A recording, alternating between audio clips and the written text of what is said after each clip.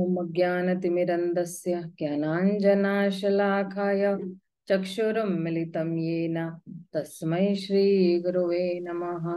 श्रीचैतन्यमनोभीष्टं स्थापितं येन भूतले स्वयं रूप कदा मह्यं ददाति स्वपदान्तिकं।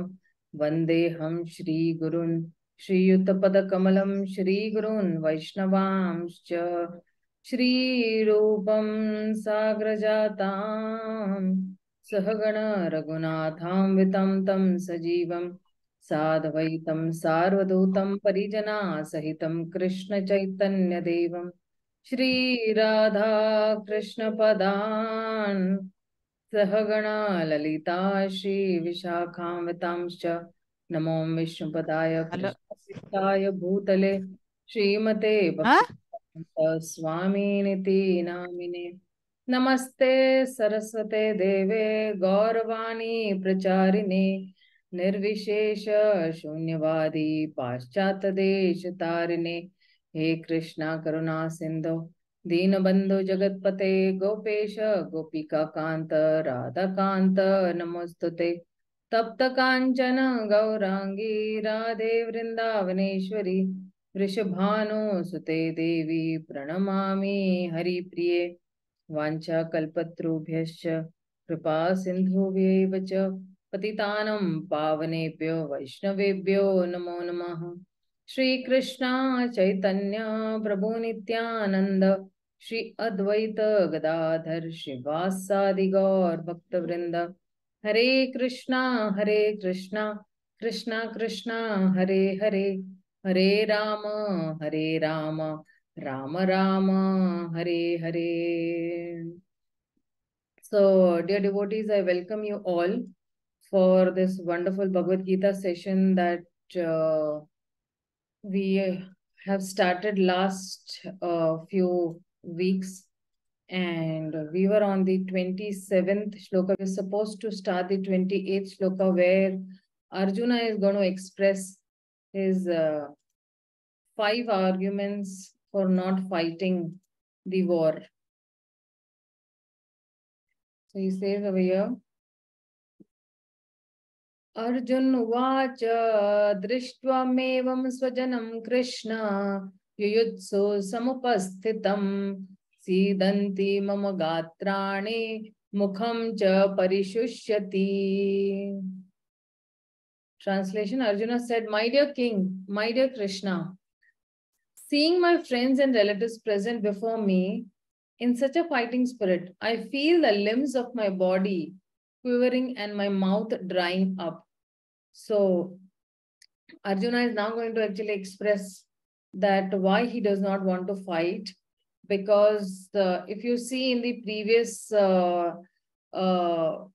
shlokas, you'll see that Arjuna is seeing all the relatives that were assembled on both the sides. He's seeing his grandfathers Bhishma, Somadatta. He's seeing his father's contemporaries like Bhurishwara. He's seeing his teachers Dronacharya and Kripacharya. He's seeing all his maternal uncles Salva and Shakuni, brothers like Duryodhan and Lakshmana, friends like Ashwathama, well-wishers like Kritavarma, and he's seeing so many other, the whole army of so many friends. So he is, in a dilemma that why should I fight with so many of my relatives? What will they think? And saying all this, he is actually placing now, because this is the second section of this particular chapter. So from 28th shloka to the 46th shloka, Arjuna is giving his 5 arguments for not fighting the war. So Prabhupada, in many of his, many of the purports ahead, he says that identification and attachment to the bodily disables one from executing his religious duties, which is ultimately to execute Krishna's will. So when a particular person is identifying with his body, or he has too much attachment to his body, then it is very difficult for him to execute the will of the Supreme Lord or the mission of the Supreme Lord. So Now we will, analyze what is the cause and the effect of Arjuna's bewilderment, because the cause is that it got on by seeing in terms of his own self-interest. He was just seeing his own interest. He was not seeing the interest of the citizens or the others. And then the result will be that because he is seeing his own self-interest, then the result of such a vision will be that he'll have fear, he'll have indecision, he'll be in a confused position of his moral codes, he will lose his composure. So all these, when a particular person is just seeing his own self-interest, then there is a series of reaction to such an action. So then Lord Krishna, subsequently he will refute those arguments in the second chapter. But the first argument he's giving over here itself is that, that I do not want to fight. These are actually signs of compassion, that his limbs are queering up and his mouth is drying up. Ahead also, we'll see many points where what are those signs of compassion. So let me share the screen with you all.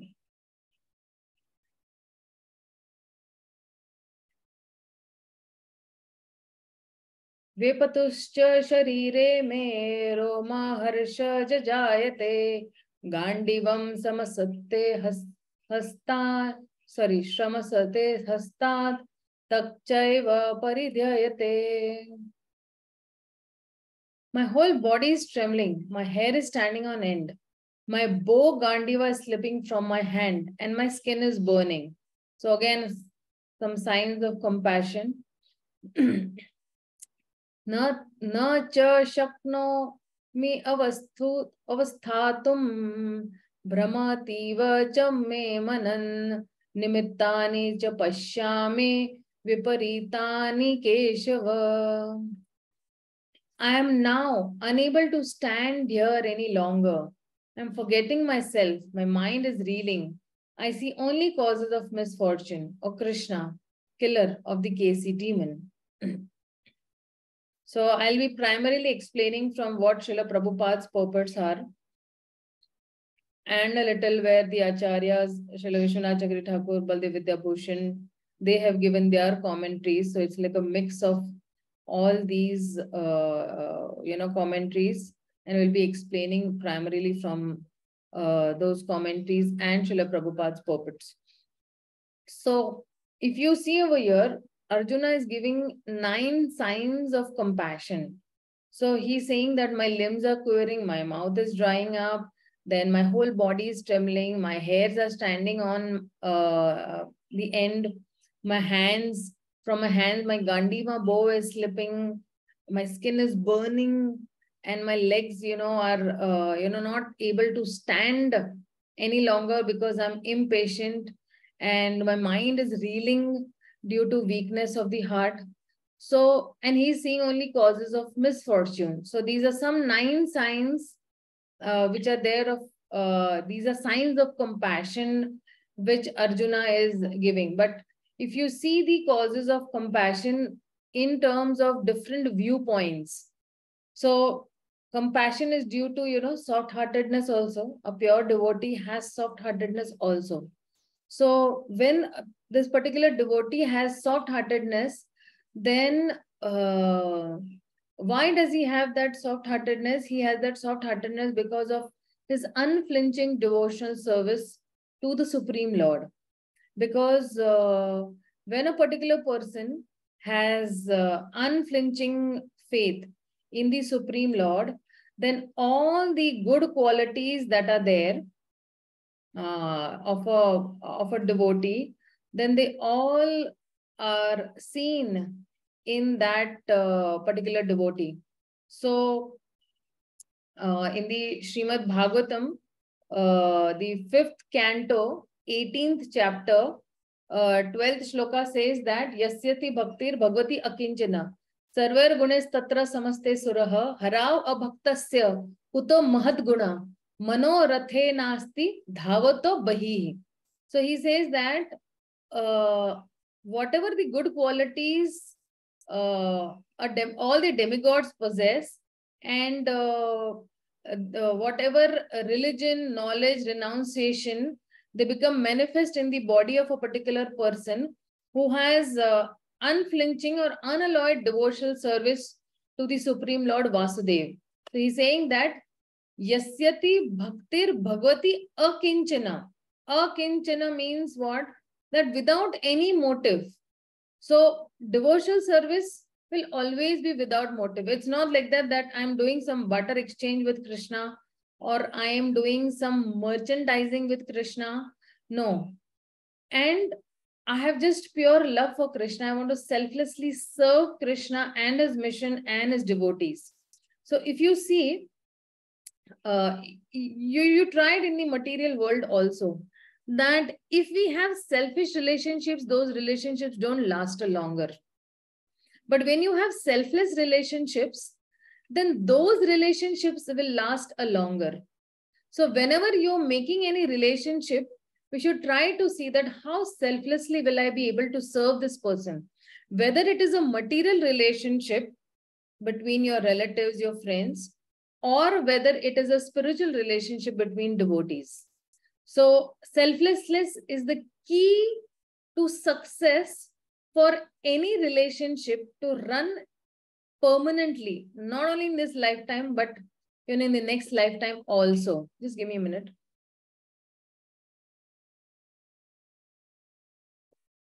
I've got blisters in my mouth, so it's very difficult to speak a little loudly. So then he's saying that in that particular shloka, he's saying that, but if you see a person who does not have devotional service or, unflinching faith or unalloyed devotion to the Supreme Lord, and he's engaged in material activities, that particular person has no good qualities. And even if he is practicing mystic yoga or he's maintaining his family, relatives, he will be driven by mental speculations also. And he will be always engaged in the service of the external energy of the Lord, which is Maya. And there can be no good qualities in such a man. So, what is the key? That any person, Yasyati Bhaktir Bhagavati Akinchana. And then when you have Akinchana Bhakti, then Sarver Gunes Tatra Samasate Suraha. So all these good qualities will be there in a particular person who will have unflinching faith towards the Supreme Lord. So this is pure devotional service. And when you have this pure devotional service, definitely you will have compassion and your heart will be soft. And Prabhupada, in contrast, is saying that a non-devotee, or when we say that a yet to become a devotee, he may be advanced in education, culture, but he's lacking godly qualities. And he's hovering on the mental plane only. And he will definitely get attracted to the glaring energy of the Supreme Lord, which is the external energy of the Supreme Lord. And he will not attain peace. So what is this soft-heartedness, indicating about Arjuna? So Arjuna is sympathetic, actually not only for his party, but he is sympathetic for both the parties. Because on the opposite party, he has his relatives and he has his, cousin brothers. He has so many uncles also on the opposite party.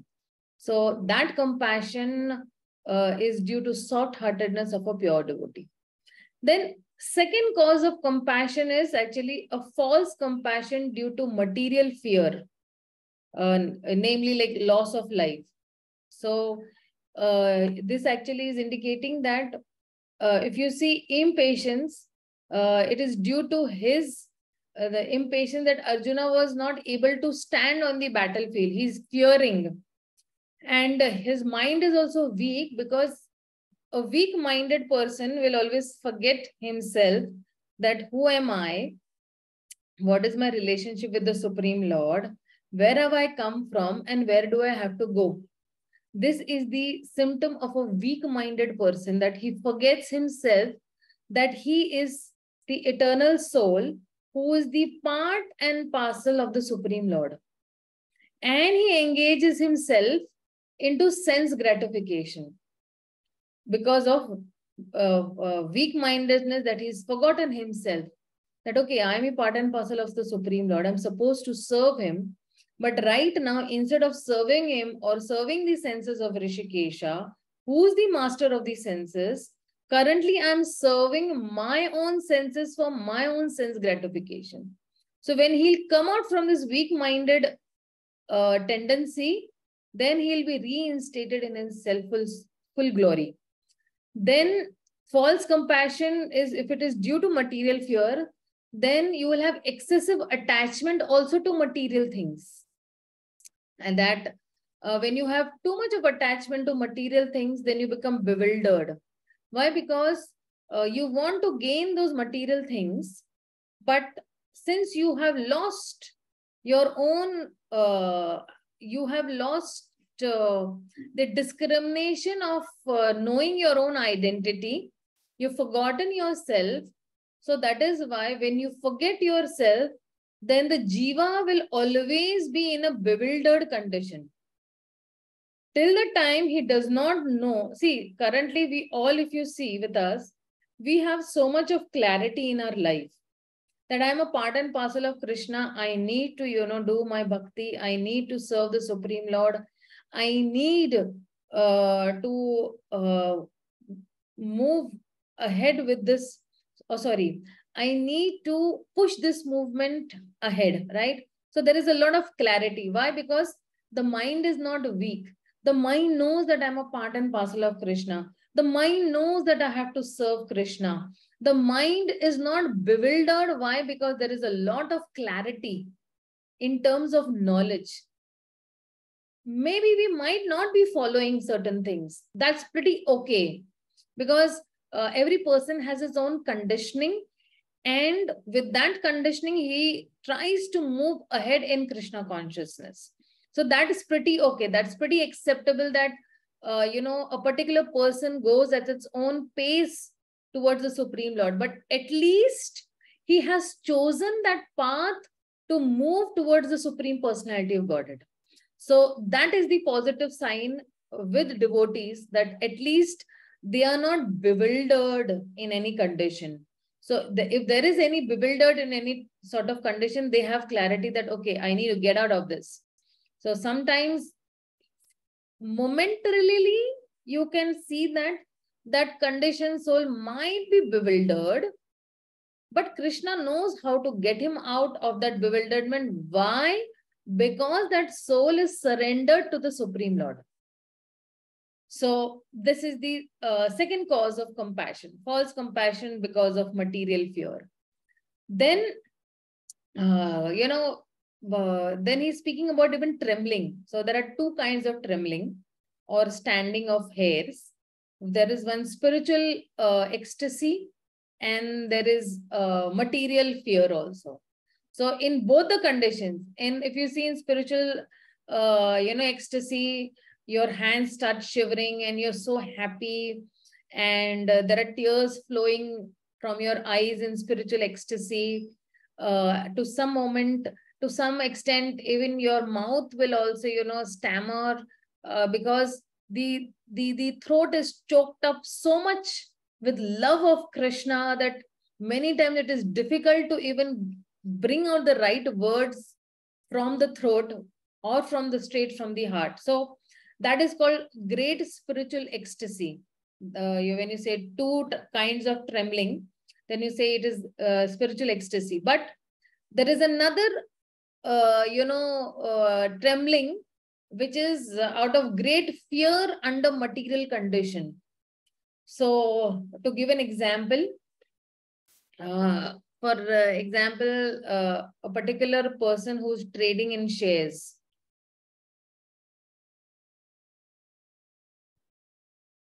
So, and the share market has crashed down. So then what is happening is he will also tremble.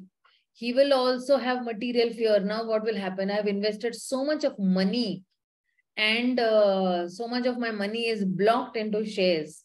Now what will happen? So this is called material fear, that there also he will tremble. In fact, he will tremble to such a great extent that he might have a heart attack also and he might die also. And I have seen this with my own eyes.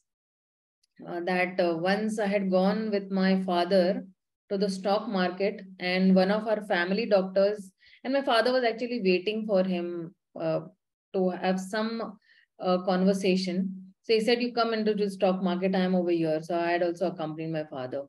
So that time, that day, one of his share, had crashed down, and it had crashed down to a very great extent. And this doctor who was there, who was invested in those shares, he was too much out of fear and he had a sudden heart attack. Of course, he did not die, but he had a sudden heart attack of there itself only, because that particular share had crashed down, and we went and immediately hospitalized. So that was his, fear, material fear, where he was trembling and he had a sudden heart attack. So these are the two kinds of trembling where Arjuna is saying in the 29th shloka. Then he is expressing fear also.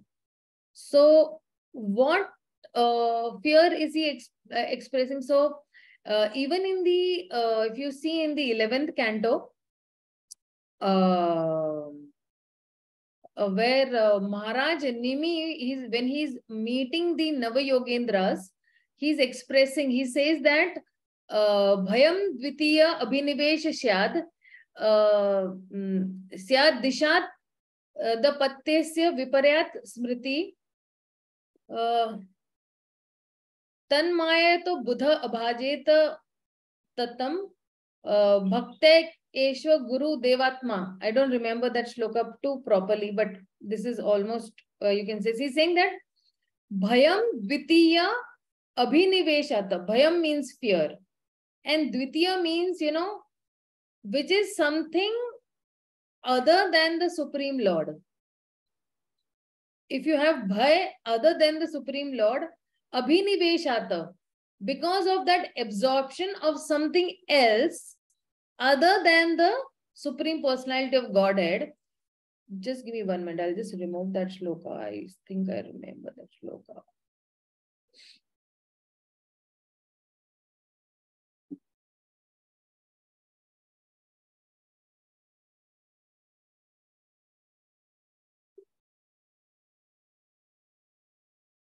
Yeah, I'll just share the screen with you.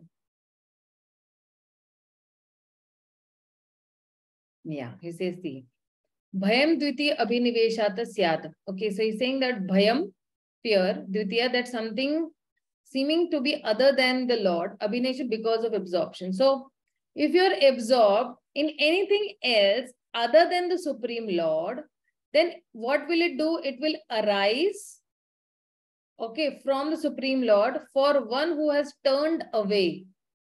So one who has turned away, what will arise in him? Fear will arise in him. Okay.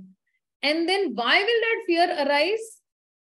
Because he is misidentifying himself. He has forgotten himself. Because of what? Because of this illusionary energy of the Supreme Personality of Godhead. Maya, yeah. He's forgotten because of the external energy. So he's saying fear arises when a living entity misidentifies himself as the material body because of absorption in external illusionary energy of the Lord. When the living entity thus turns away from the Supreme Lord, he also forgets his own constitutional position as a servant of the Supreme Lord. This bewildering, fearful condition is affected by the potency of illusion called Maya. Therefore, an intelligent person should engage unflinchingly in the unalloyed devotional service of the Lord under the guidance of a bona fide spiritual master whom he should accept as his worshipable deity and as his very life and soul. So he's saying that over here he's saying Bhaktya Ekya Isham. Bhaktya Ekya Isham Guru Devatma. So the last line what he is speaking is, then a particular person, an intelligent person, should engage unflinchingly in the unalloyed devotional service of the Lord, under whom Bhaktya Esha, under the direction of Guru Devatma, one who sees his own spiritual master as his Lord and very soul. So that's how a particular person, gets rid of, the fearful conditions. So the cause of fearfulness is that you are too much afflicted with material conditions. So then what should we do? So we should not be disturbed by this material temporary changes, because that is the nature of the material world.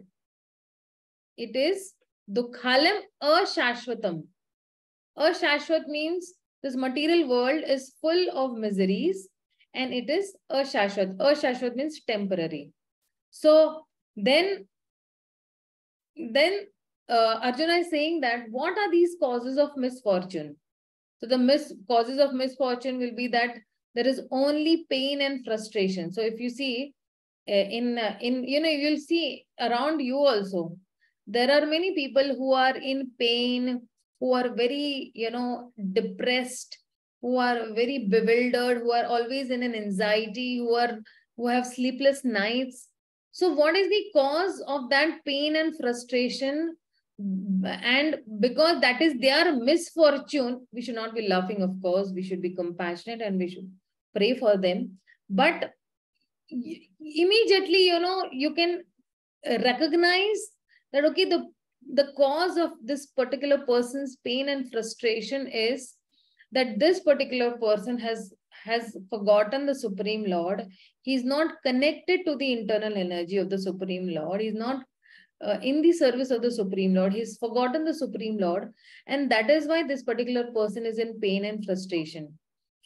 In a devotee's life, if you will see generally, not for everybody, but in general, you will see, and even if he has a lot of trials and tribulations in his life, like the Pandavas had a lot of trial and tribulations in their lives. So somebody might think, why Pandavas have so much of trial and tribulations in, their life? So in canto number 1, in Bhishma Dev's chapter, that is the 9th chapter, Prabhupada in, I think, the 18th or the 19th purport, he writes that. Just give me 1 minute. Let me remove that so that it's a little clear to you all also and me also.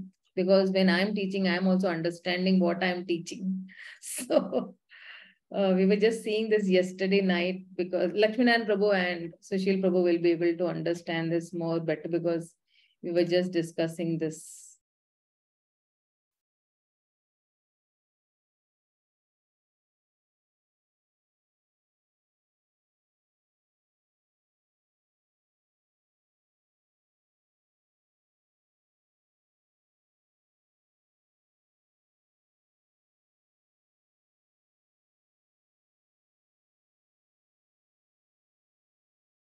Yeah, so this is the purport. The popular saying is that a housewife teaches the daughter-in-law by teaching the daughter. Similarly, the Lord teaches the world by teaching the devotee. The devotee does not have to learn anything new from the Lord, because the Lord teaches the sincere devotees always from within. So anybody who is sincere in his devotional service, the Lord will always teach him from within, because he is there within your heart as the super soul. And whenever, therefore, a show is made to teach the devotee, as in the case of the teachings of the Bhagavad Gita, it is for teaching the less intelligent men. So Krishna was teaching Arjuna. Krishna was giving the teachings, his own teachings to Arjuna, taking him to be an instrument in those teachings, and he wanted to teach the world. So the devotee's duty, therefore, is to ungrudgingly accept tribulations from the Lord as a benediction. So now if a devotee has some trial and tribulations, we should not grudge that why me only? What have I done? I have taken up to Krishna consciousness, and it's 15 years, 20 years, 30 years, 50 years down the line. And still, why do I have to actually suffer these trials and tribulations? So the devotee, what he does is he takes it as a benediction. The Pandavas were advised by Bhishma to accept responsibility of administration without hesitation. The poor subjects were without protection due to the battle of Kurukshetra and were awaiting assumption of power. So a pure devotee of the Lord accepts tribulations as favors from the Lord. So now if somebody has some tribulation, we can say that yes, this is a favor. This is the mercy of the Supreme Lord. Misery is the mercy of the Supreme Lord. So if any misery is coming up to that particular devotee, then he is taking that, yes, Krishna wants me to accelerate my bhakti more. There is some defect still left in me. He wants to purify me. And that is why these trial and tribulations have come upon me. Since the Lord is absolute, there is no mundane difference between the two. There is no mundane between the favor of the Lord and the Supreme Lord himself. So the Lord is favoring his devotees by giving him some trial and tribulations, as such. So very wonderful these shlokas are. And if somebody tries to read them, a lot of perspective also you will get from these particular shlokas. Were you all able to see that shloka?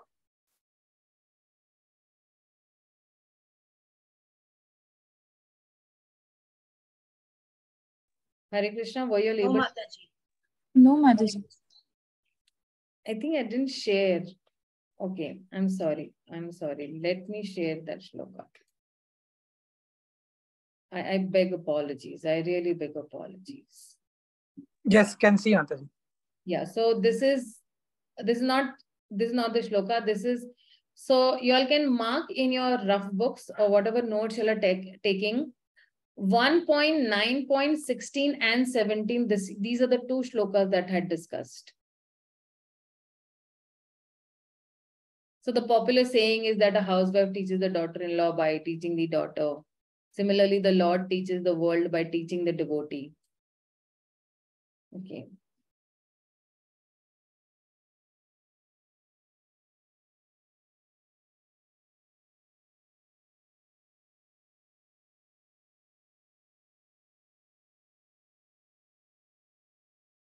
Okay. So then, yeah, Hare Krishna. This 1.9.1617, right? Yes. Srimad Bhagavatam, no? Yeah, Srimad Bhagavatam. We read this yesterday only, Jyoti Mataji, in Bhagavatam. You remember at night I had shown this only. These are actually some of my shlokas, so I'll try to connect, somehow. Okay, so then now he's saying okay, he's saying nimittani viparitani. He's saying that to see only the cause of, misfortune, because it will be just affecting pain to the, just give me 1 minute, I'll just mute everybody.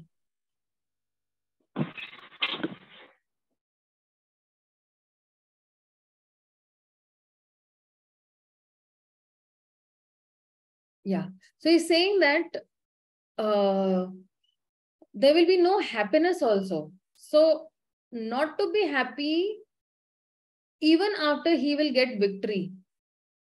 And that will give him only lamentation. He will not be happy. Even if he emerges out to be, victorious, he will not have any happiness because he has killed his relatives on the other side.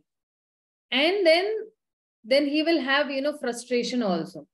So then Prabhupada in the purport, he's mentioning that what are the causes of frustration in life. So see, sometimes people are very much frustrated, why this is not happening to me, why that is not happening to me. So then Prabhupada is saying that when you have a misdirected interest means what? If a particular person is interested only in his own welfare and not for the others' welfare, then he will always be frustrated. So ignorance of real self-interest. So real self-interest, what should be the real self-interest then? Real self-interest will be Vishnu's satisfaction. If you are striving for, this Vishnu satisfaction is a very broader term. And to satisfy the Supreme Lord, then we have to take baby steps practically. So when I'm actually going to teach, I'm going to give some practical applications also about what the Supreme Lord is wanting from Arjuna and indirectly from us also as a living entity. So it's not only that Bhagavad Gita, Krishna is speaking to Arjuna. No, Bhagavad Gita, Krishna is speaking to every living entity who has some sense of understanding, who wants to understand the Supreme Lord.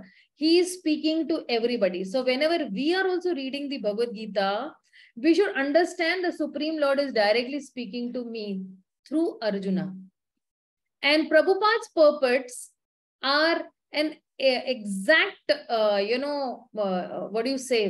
an exact help guide that if I am not able to understand what Krishna is telling me, then Prabhupada is there to translate into a more simpler language where I can understand it in a layman's language also. So this is the contribution what Prabhupada has done, that if Krishna has spoken something which I cannot understand, then Prabhupada, and of course, Krishna sent his representative also to help me understand what he's trying to say, right? So when you say, real self-interest is, Vishnu's satisfaction. Now, Vishnu's satisfaction is a very broader term. And if I want to understand that broader term, then I need to take some small baby steps. So the first small baby step that I took in my Krishna consciousness, I started chanting. I started having some faith in the Supreme Lord by chanting 1 round, 2 rounds. Then I slowly, by coming in the association of the Supreme Lord through a pure devotee who is Srila Prabhupada, then I slowly started surrendering to the Supreme Lord. When I'm saying I'm chanting 2 rounds, then again I started chanting 4 rounds, 6 rounds, 8 rounds, 10 rounds to 16 rounds. Slowly, I started surrendering to the Supreme Lord. Slowly, I'm taking those baby steps. Then I started offering food to the Supreme Lord. Then I started offering flowers to the Supreme Lord. Then I started bowing to the Supreme Lord. This is what all Krishna wants from us. And he has told all this in the Bhagavad Gita itself only. So when you take slowly baby steps at your own pace, slowly you'll see that you start acting for the real self-interest. You will start acting for the satisfaction of the Supreme Lord. And then when you start acting for the satisfaction of the Supreme Lord, then, you will be reinstated into your own glory. Like when the conditional nature is that of a human being, that he will forget his real self-interest. And this is only the cause of material pain. But Arjuna is not a conditioned soul. Arjuna is showing ignorance of his self-interest by Krishna's will. So if I want to translate this in Hindi, it's saying that Arjuna एक बद्ध जीव है, ठीक है, और वो अज्ञानता दर्शा रहा है भगवान की स्व इच्छा से. He is showing that ignorance because Krishna has put him into that ignorance to teach the world through his example. So he becomes an instrument. So this is what has been said in these 3 shlokas. Let's go to the next shloka. So 31 also we have just read. Yeah, in 32 and 35, what are they saying in translation? We'll just read. O Govinda, of what avail to us our kingdom, happiness, or even life itself when all those for whom we may desire them are now arrayed on this battlefield? O Madhusudana, when teachers, fathers, sons, grandfather, maternal uncles, father-in-laws, grandsons, brother-in-laws, and other relatives are ready to give up their lives and propensities and are standing before me, why should I wish to kill them? Even though they might otherwise kill me, O maintainer of all living entities, I am not prepared to fight with them, even in exchange of the 3 worlds, let alone this earth. What pleasure will we derive from killing the sons of Dhritarashtra? So he is actually putting his argument that what is the use of me killing all these people. So he's actually Arjuna is having a blind conception of life because he's not able to see the right way to achieve any material happiness. So he's arguing, that, okay, fighting with these people is not going to give me any enjoyment. It's not going to give me any victory as such. And now if you see from this 31st shloka to the 35th shloka, what Prabhupada is writing in his purports. So in the 31st shloka, Prabhupada is saying that, okay, if Arjuna is saying that he does not want to fight, then this is a blind conception of life that he is exhibiting, because he's not knowing his own self-interest and he's just attracted by bodily relationships, and he's hoping to be happy in such conditions. And in such a condition, when a particular person forgets the interest of the Supreme Lord, then one even forgets the cause of that material happiness. That material happiness he won't, get as such. So now Arjuna is exhibiting a blind conception of life where he is refusing to fight. He appears to have forgotten all these moral codes of, Kshatriya is supposed to fight, and Kshatriyas are not supposed to be coward. Kshatriyas, that is the occupation of the Kshatriya is to fight. So they say that there are 2 types of men which enter this sun globe. A Kshatriya dies, a Kshatriya who dies on the battlefield, who is under the guidance of the Supreme Lord or the personal order of the Supreme Lord, then he is entering the sun globe. And another person is one who is in the renounced order of life or sannyas, who is very much devoted to the spiritual culture. These are the 2 people who enter the sun globe, where Prabhupada is writing in the purport to 31st shloka, if you see over here. And then Arjuna is again proposing also.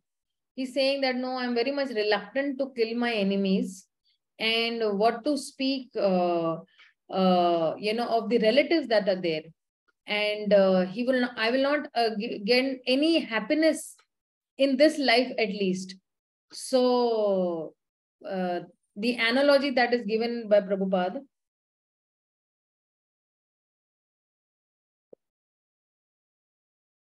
that just like a person who does not feel hunger is not inclined to cook.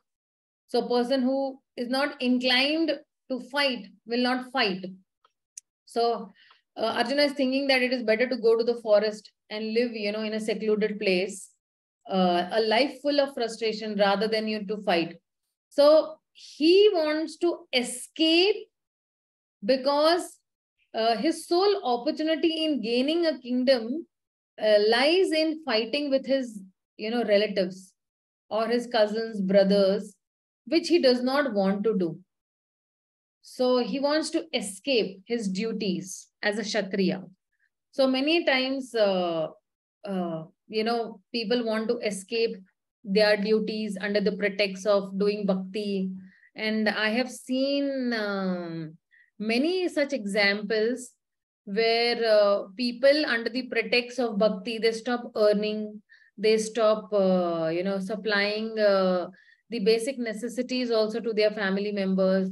The whole day they want to sit in the temple and they want to just do some service, some menial service also. A businessman also, I've seen businessmen also, all of a sudden, why? Because they were so frustrated in their businesses and so much of, turmoil was there in their business. So they stopped doing their business. They were least interested what is happening in their factories, whether the labor is coming, not coming. And that particular person used to just whole day be in the temple. Now he has 3 children to take care of. He has a wife also.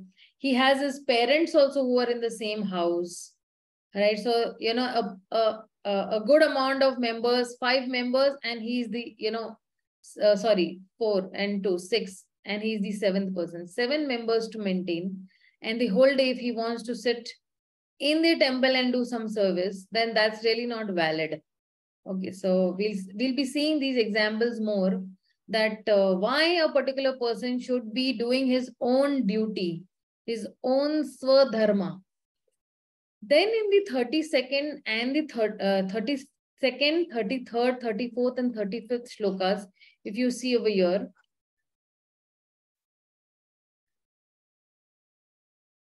so 32 to 35, these particular shlokas, what is Prabhupada speaking is in the purport, he's saying that Arjuna is exhibiting a typical calculation of material life. He feels that, fighting is not going to give me any enjoyment. And because it is not going to give me enjoyment, then I should not fight. Though I will be victorious also, because he had got all the arms and ammunitions from different demigods. He had done a lot of austerity and tapasya, and he had got many arms and ammunitions from the demigods. In fact, his own chariot that was there, which he was there on that chariot, Agni Dev had presented that chariot. And that chariot speciality was that, it could revolve in, all directions, and Arjuna could shoot arrows in all directions. So Arjuna wants to show off his, opulence and share with the society after the victory. And also, if there is any need to kill his relatives, then okay, let Krishna kill them. I will not kill. So sometimes people think that, okay, let Krishna maintain my family. Ultimately, Krishna is the protector. Krishna is only the caretaker of this material world. He is only created. He is only maintaining. So, my family also will be maintained by Krishna itself only. So I will just, just do, chanting and serve in the temple and things will be solved automatically. No, that's not the case. And in the purport, Prabhupada is also saying that Arjuna is misusing this name called Govinda.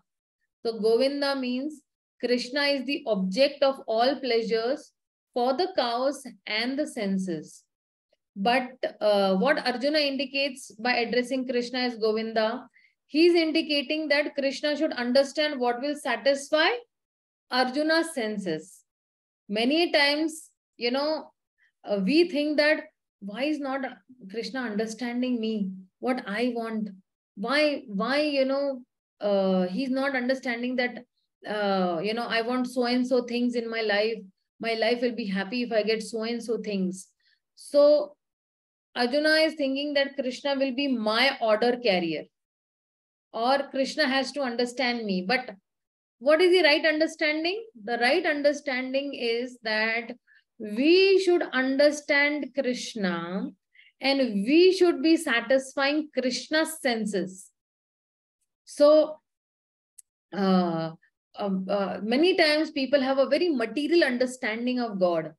that materially everyone wants to satisfy his own senses, and he wants Krishna to be his order supplier for such satisfaction. That, Krishna, I want this. They take a big list and go to the temple.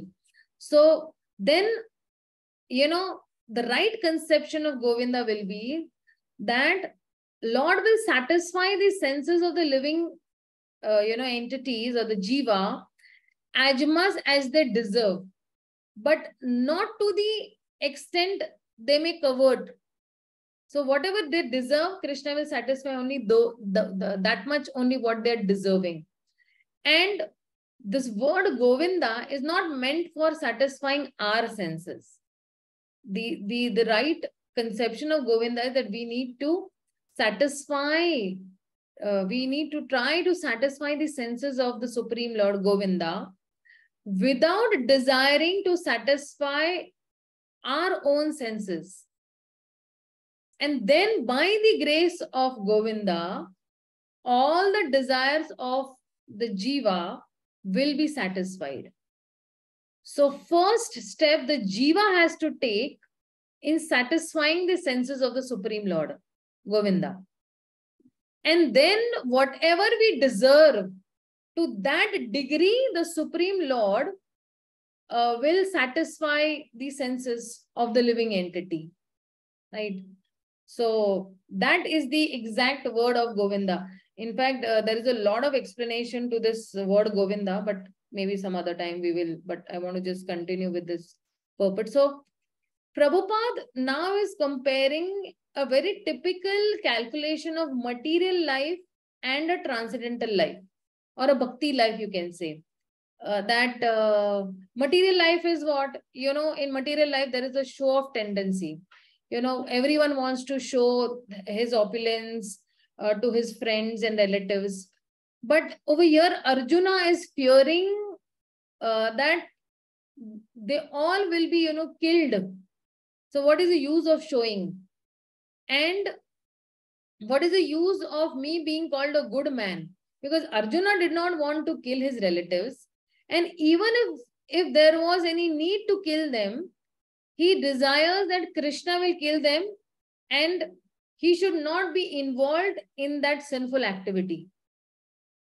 So many times people also think that, no, I don't want to do any harm to this person. I don't want to do harm to that person. Or no, if I go out and preach, what will people say? Okay, I am very shy person. I don't know how to distribute books. So, that particular, attitude will not suffice the problem.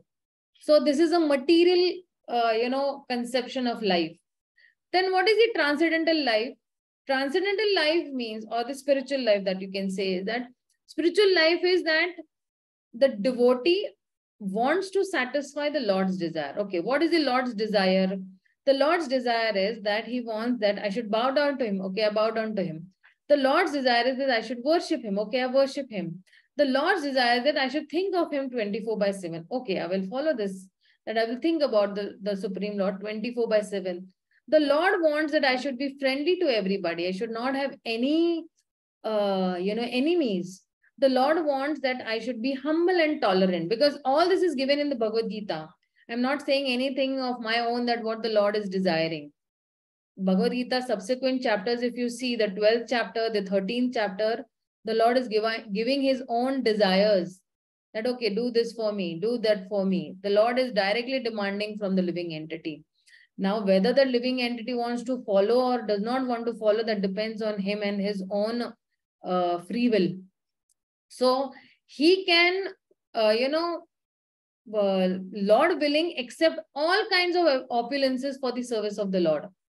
So if a devotee, like, if you see His Grace Amrish Prabhu, he has so much of opulences which he is accepted. But what is he doing?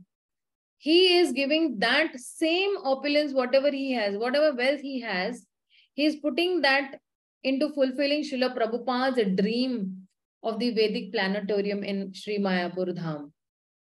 So, what is the Lord's desire? The Lord's desire over here that Arjuna should fight. And why is the Lord determined that Arjuna should fight? Because the Lord can excuse a person on his own account. If somebody has done something to him, the Lord will excuse him. But the Lord will not excuse that person or those persons who has done harm to his devotees. The Lord will never spare. Now, in the case of even Jagai and Madhai, if you see, the Lord was not, sparing Madhai because he had hit a stone on Nityanand Mahaprabhu. So the Lord came up with his Sudarshan Chakra. So in many cases, the Lord will not spare if you have done harm to his devotees. And with Pandavas, there was a series of harm done right from their childhood till the time they grew.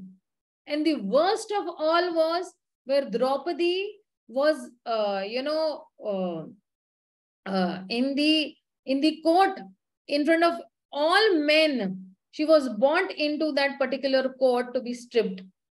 That was the worst offense that anybody could do. And this war happened because none of the other elderly men like Bhishma, Dronacharya, Kripacharya were retaliating, or they did not, they did not fight back when Draupadi was in that precarious condition. And that's why this war has taken place. So, but the Lord's plan, these all people are already dead. But he wants Arjuna to be an instrument. So if the Lord is not willing, a particular person should not accept even a farthing. He should give up all selfish likes and dislikes. And similarly, Arjuna is also told to execute the desire of the Supreme Lord and not to, have his own selfish desires. Of course, Arjuna's own desire do reflect his own qualities of natural compassion and not to retaliate to any, miscreants also. So Arjuna has a very deep affection for his family, his community. And this is that natural compassion that is being exhibited over here.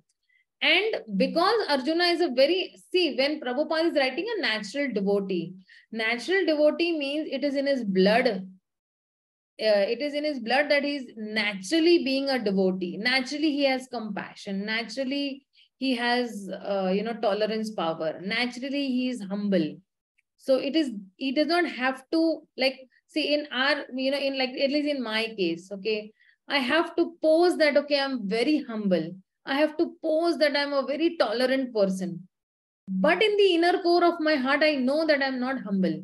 In the inner core of my heart, I know that I'm not tolerant. But for pure devotees to exhibit humility, tolerance, it is very natural for them. Right? So for sometimes, for example, for a cricketer, it is very natural that, he comes on the pitch and he strikes a 4 or a 6 on the, cricket ground. Right? So, of course, when I'm giving some cricket example, that doesn't mean I'm a diehard fan of cricket. I don't like cricket at all. It's just that these examples are understood in a more better way to the normal, normal people. So, we're speaking about natural, devotee. So, it is very natural for him to exhibit those godly qualities. And as a natural devotee, Arjuna did not like to even retaliate against his own miscreants also, his brothers, his cousins, and as such. So this is what Prabhupada is writing into these purports. So now what is my expectation is that at least when you all come for the class, you all have read those purports properly. We have one full week's time also. And generally I take only 10 to 12, you can say, shlokas. So at least these 10 to 12 shlokas also, if you read and come, you have an idea what am I speaking. Otherwise, it will be Greek and Latin for everybody. What is she speaking? We don't know anything.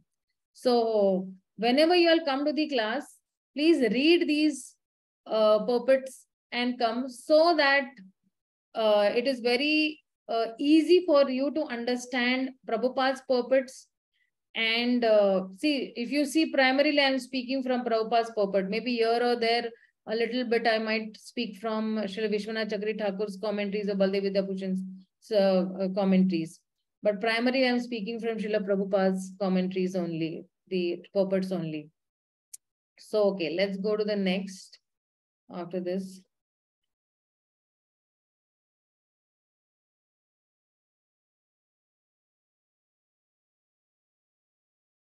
So in the 36th shloka, he's saying that Papameva Shreya Tasman Hatvetan Atatayena Tasman Narahavyam Hantum Dharta Rashtran Sabandhavan Swajanam Hi Katham Hatva Sukhina Shama Madhava. Sin will overcome us if we slay such aggressors. Therefore, it is not proper for us to kill the sons of Dhritarashtra and our friends. What should we gain, O Krishna, husband of the goddess of fortune? And how could we be happy by killing our own king's men? So Prabhupada over here is writing 6 types of aggressors. Such aggressors are at the ones to be killed, and no sin is incurred by killing such aggressors. And if you see in the life of the Pandavas, all this has been done to them. Giving of poison to Bhima, setting fire to the house, attacking with deadly weapons, okay, plundering riches, one who occupies another land, kidnaps a wife, okay. So in that particular Dias game, you know, they wanted Draupadi, and in a very cruel way, Duryodhana tells Draupadi to sit on his, lap. So all that aggression, these aggressors, all these 6 things have been done by the Pandavas. And that is why Krishna is telling that such aggressors should be killed at once. There will be no sin incurred if you kill such people according to the Shastras. But because he was very saintly, he didn't want to kill, and he was posing his arguments that no, I'll not fight. If I kill them, I'll incur sinful reactions. And these aggressors are my relatives. These aggressors are my friends. So Krishna is, asking Arjuna to just go ahead and fight.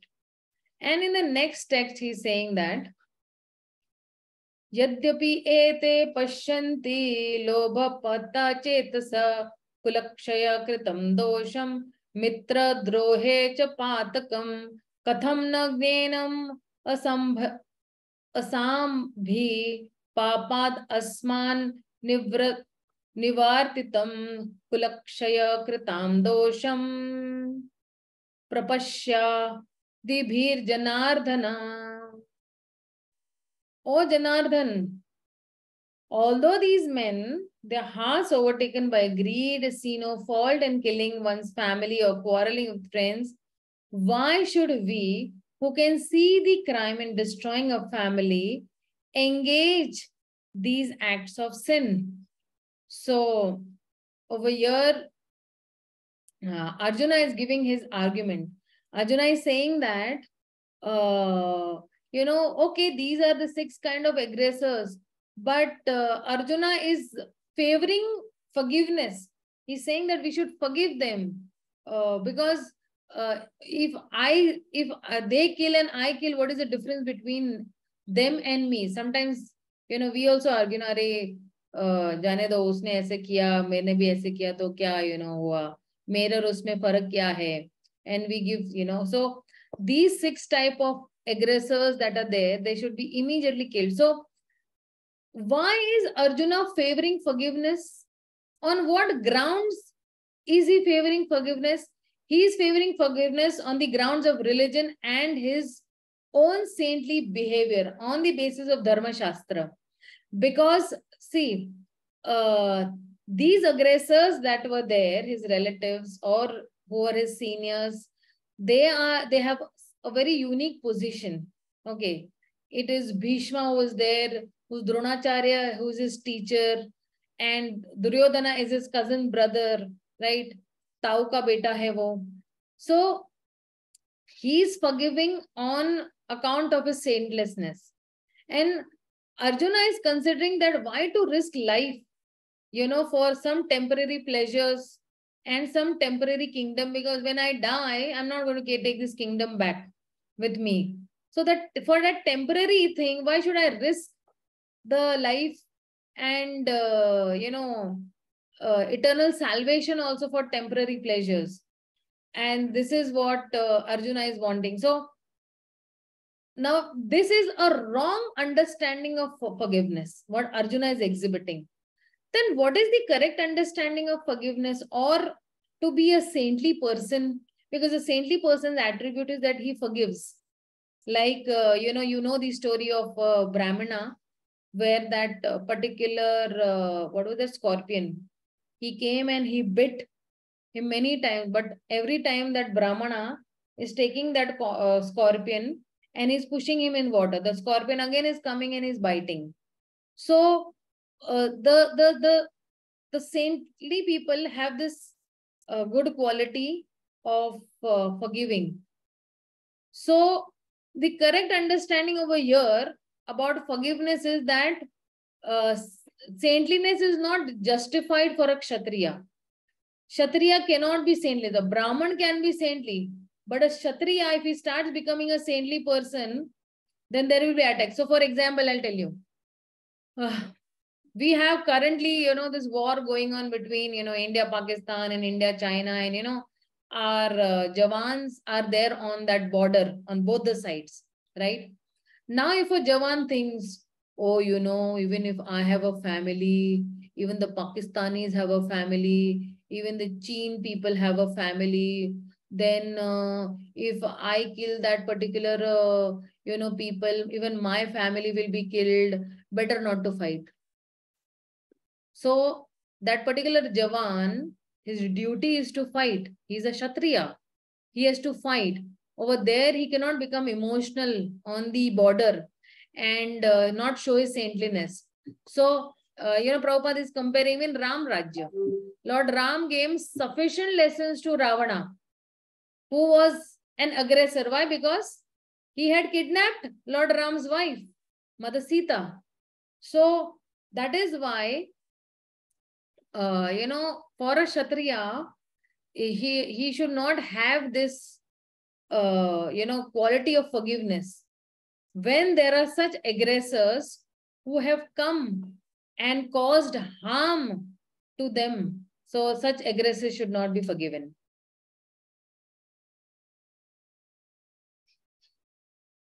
And then, there is this word called Madhava. Arjuna is addressing Krishna as Madhava, Hey Sakhe. So Krishna, why the word Madhava? Krishna is the husband of the goddess of fortune.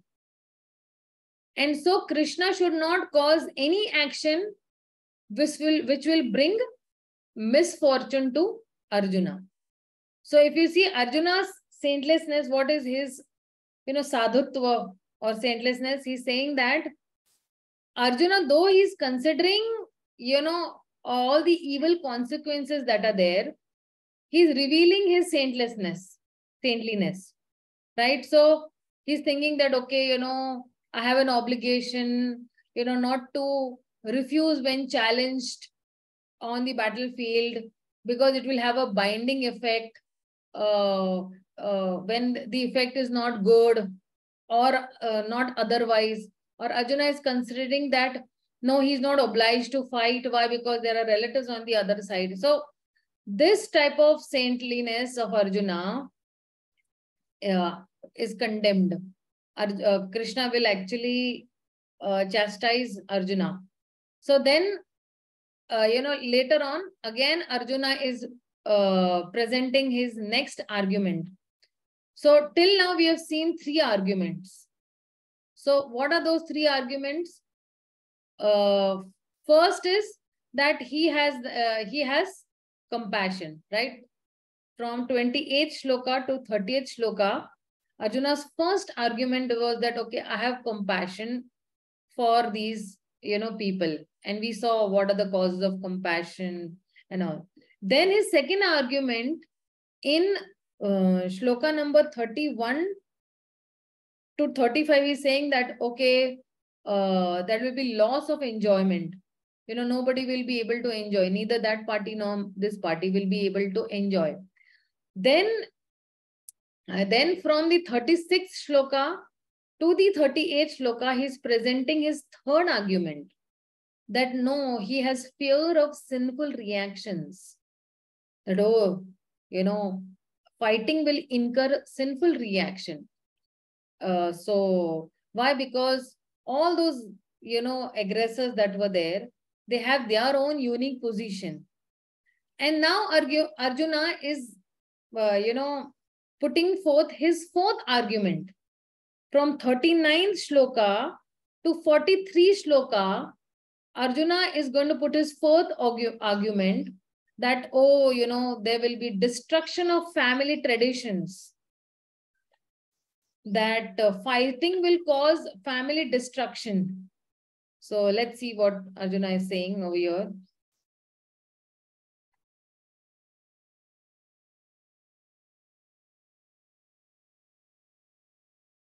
Kulakshay pranashyanti kula dharma sanatana dharme naste kulam kula krutsnam adharmo abhibhavyuta bhavatyuta. With the destruction of the dynasty, the eternal family tradition is vanquished, and thus the rest of the family becomes involved in irreligion. तो कुल का नाश होगा. अधर्माभिभवात् कृष्णा प्रदुष्यन्ति कुलस्त्रिया स्त्रीषु दुष्टाषु वार्ष्णेय जायते वर्णशंकर. Varnashankara, I'll just explain this word in a little detail. Shankaro narkayeva kulaghana kulasya cha patanti pitaro hesham lupta pindodaka kriya. An increase of unwanted population certainly causes hellish life, both for the family and for those who destroy the family tradition. The ancestors of such corrupt families fall down because the performances for offering them food and water entirely stopped. So I'm not reading the purports. If we start reading the purports, it will be a very long process. And maybe 2 years it will take for us to complete one Bhagavad Gita. Dosher ete kula ghananam varna shankar kakare uda utsadyante jati dharma kula dharmascha shashvata. But the evil deeds of those who destroy the family tradition and thus give rise to unwanted children, all kinds of community projects and family welfare activities are devastated. Utsana kula dharmanam manushyanam janardana narke nityam vaso bhavanti tyanu shushruma. O Krishna, maintainer of the people, I have heard by disciplic succession that those whose family traditions are destroyed dwell always in hell.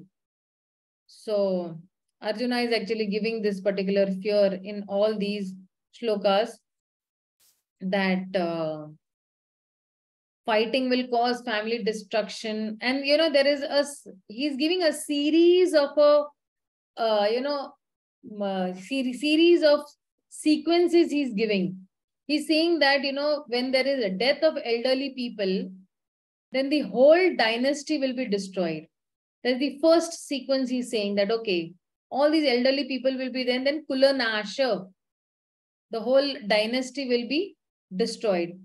Then he's saying that all these, if these elderly people, will die, or will be, the whole dynasty will be destroyed, then what will happen? Because of that, family traditions also will stop. And if family traditions stop, then there will be irreligion increasing.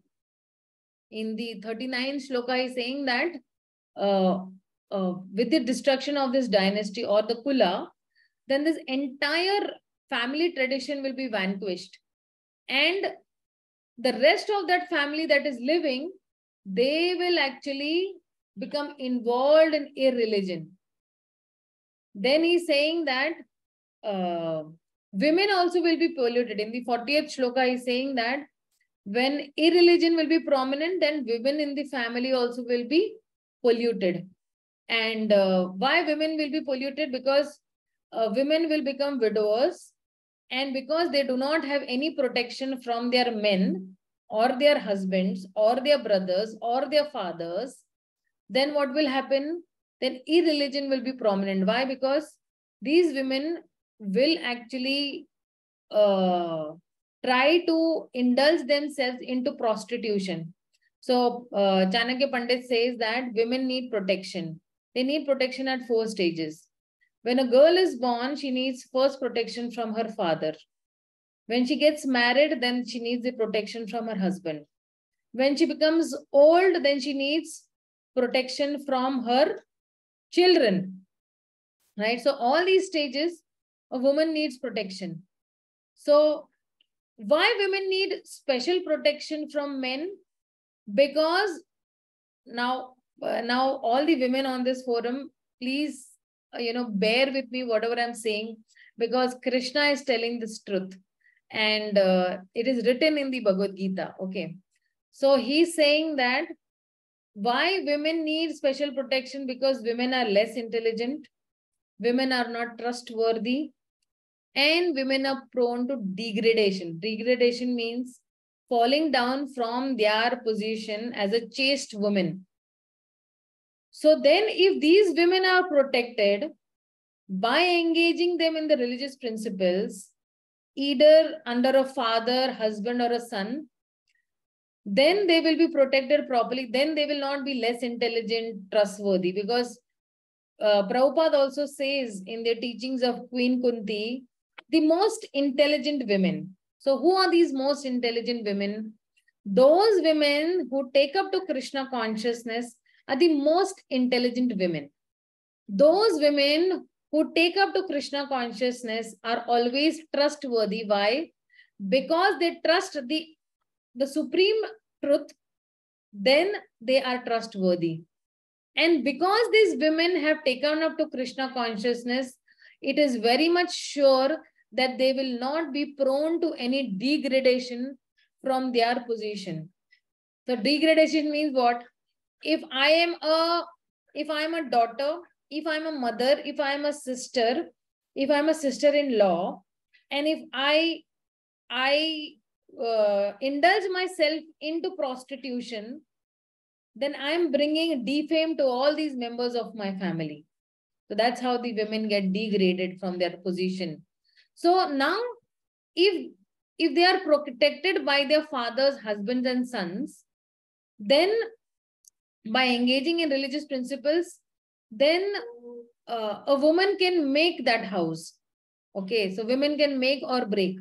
If they indulge themselves into any adultery or prostitution, then they are breaking the house. If they are having extramarital affairs, or they are not serving their husbands or not serving their family members, then they are not doing their own dharma. So now if these women are not protected, then it will lead to adultery, or lead to prostitution.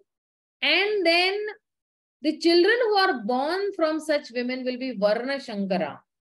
So say for example, a Kshatriya person is there, he's supposed to get married to a Vaishya or a Shudra. A Kshatriya does not get married to a Brahmana, means a person who is above his kula, right? But over here, if women start mixing around with men freely, so then, they will be Varna Shankara. They will be, they will not see Varna or, ashrama. And if these women get, children born from, low caste people, then they will be, having a Varna Shankara population. And such a Varna Shankara population, what it will do? And so Varna Shankara means what? Unwanted progeny. Unwanted progeny means what? They are not really wanted. So from the degradation of women will come unwanted progeny. And these Varna Shankara also, it has 3 effects. If a particular person, is from a Varna Shankara, so then the risk of war and pestilence is more. And there will be hellish life also. And this whole family, all his ancestors will fall down. And if his ancestors fall down, then where will they give Pindadan? Pindadan will also stop. Why? Because these Varna Shankaras do not believe only. They will say that, okay, these are not my Pitras. Then why should I offer Pindadan to such people? So that whole family will be destroyed, and all that community projects and all that family welfare act also will stop. And then there will be, hellish life for family. Why? Because when Pindadan is stopping, when we are doing some Pindadan, what is happening? We are giving oblations to our ancestors, so that wherever they are, they will be in, they will have a peaceful life. And at least if they do not have a human form of life, they will get that human form of life. Okay, so that's why we offer Pindadan to our Pitrus. And this particular culture of offering Pindadan, or, having family traditions, or this religious principles, everything will be stopped, and this whole culture will be stopped. So this Varna Ashrama institution that is there, these principles of religious traditions is to help the living entities or the family members to grow and attain some spiritual values, Varna and Ashrama. So, you have the 4 Varnas and the 4 Ashramas. The Varnas are Brahman, Kshatriya, Vaishya and Shudra. Ashramas are Brahmachari, Grihastha, Vanaprastha and Sannyasa Ashrama. So when these 2 combine, they help the family to grow and attain certain spiritual values. So the role of the elders is to, so these elders are responsible for maintaining these purificatory samskaras, right from the birth to the death. But if these elders are only not there, then what will happen? That purificatory process that is there, or the samskaras which they are giving, that will stop. And the role of the elders is that also it is helping this younger generation to the path of salvation. So how properly you will follow all these, samskaras or the spiritual values, so that you can get salvation. So it is so important to have a good population based on peace, prosperity, spiritual progress. And a good population will depend only on 2 things: the chastity and faithfulness of a woman. So how chaste that particular wife is to the family, not only to the husband. The chastity is for the whole family. Faithfulness is for the whole family. And when this is done, then the Pindadan is also done properly. So the philosophy of Pindadan is that it is based on rules and regulations of fruitive acts. So what is it? It is to offer food at regular intervals, actually food and water. Food and water on regular intervals to the forefathers. And what is the right process? Then it is there that food is first offered to Vishnu, and then the remnants of Lord Vishnu are offered to the forefathers as prasad. And then why is these remnants offered to the forefathers? What is the principle behind this? The principle behind this is to release them from all the sinful reactions that they have done. Or if they have have any, if they have any ghostly existence also, if there are some ghost moving around, our forefathers, if they've taken some ghost body, from there also they get relief. So those who are into devotional life, the bhaktas, those who are chanting the Hare Krishna Maha Mantra, those who have taken initiation, those who have not even taken initiation, those who are chanting and those who are in parampara, these people are not obliged for all this pindadan and all, but we do pindadan and all. Why? To set an example for the others.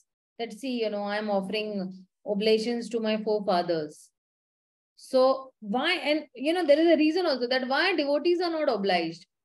Because devotional service relieves hundreds and thousands of forefathers from all miseries. So in the 11th canto, if you see, what is that shloka? I just don't remember. Give me 1 minute. It is, I think, 5th chapter. When Narada is actually giving teachings to Vasudev.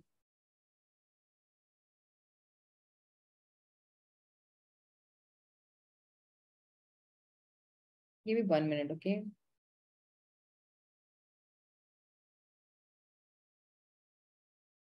Yeah, just found it. So he's saying that, okay, let me share also. I've not shared the screen, I think. Everybody is able to see this?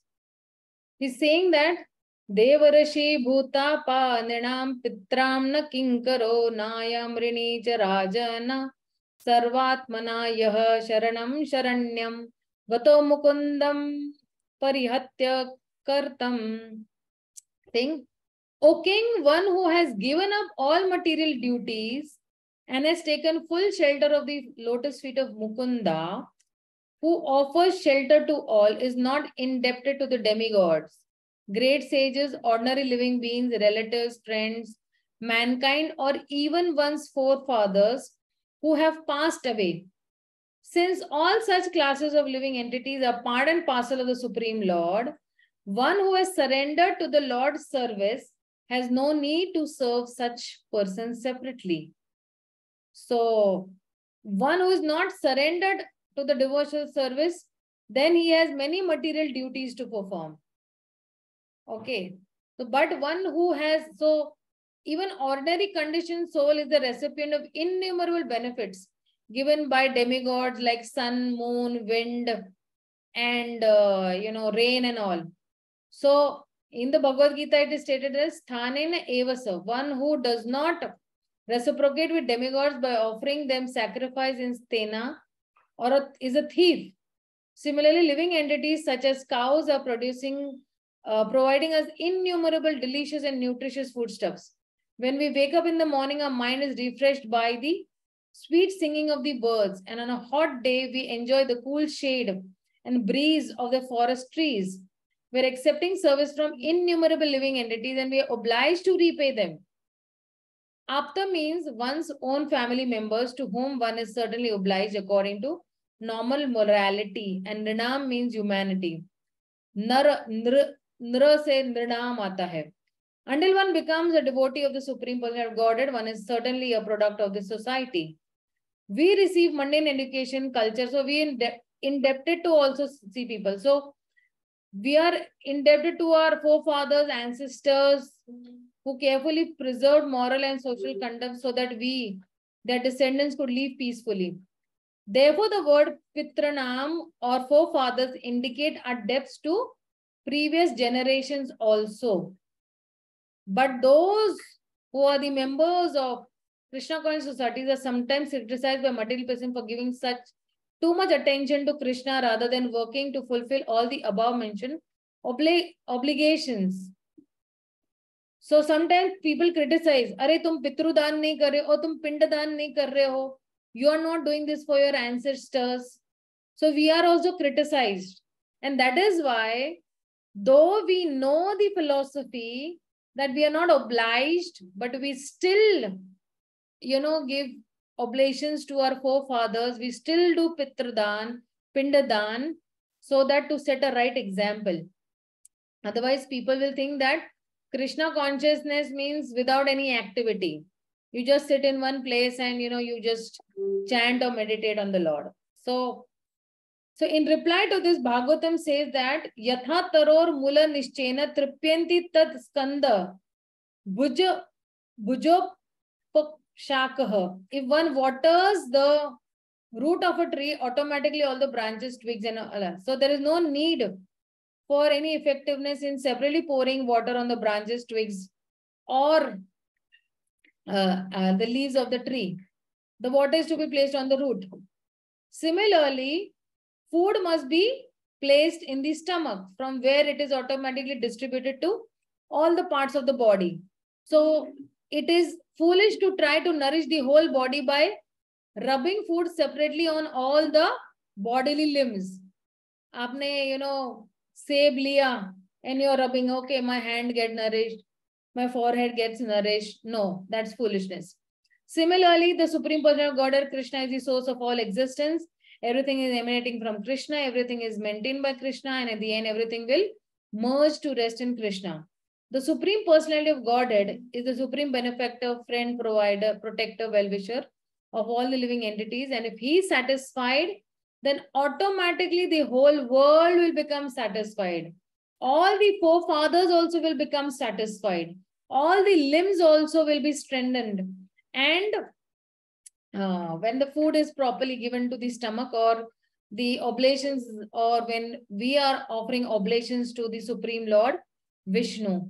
Okay, just give me 1 minute.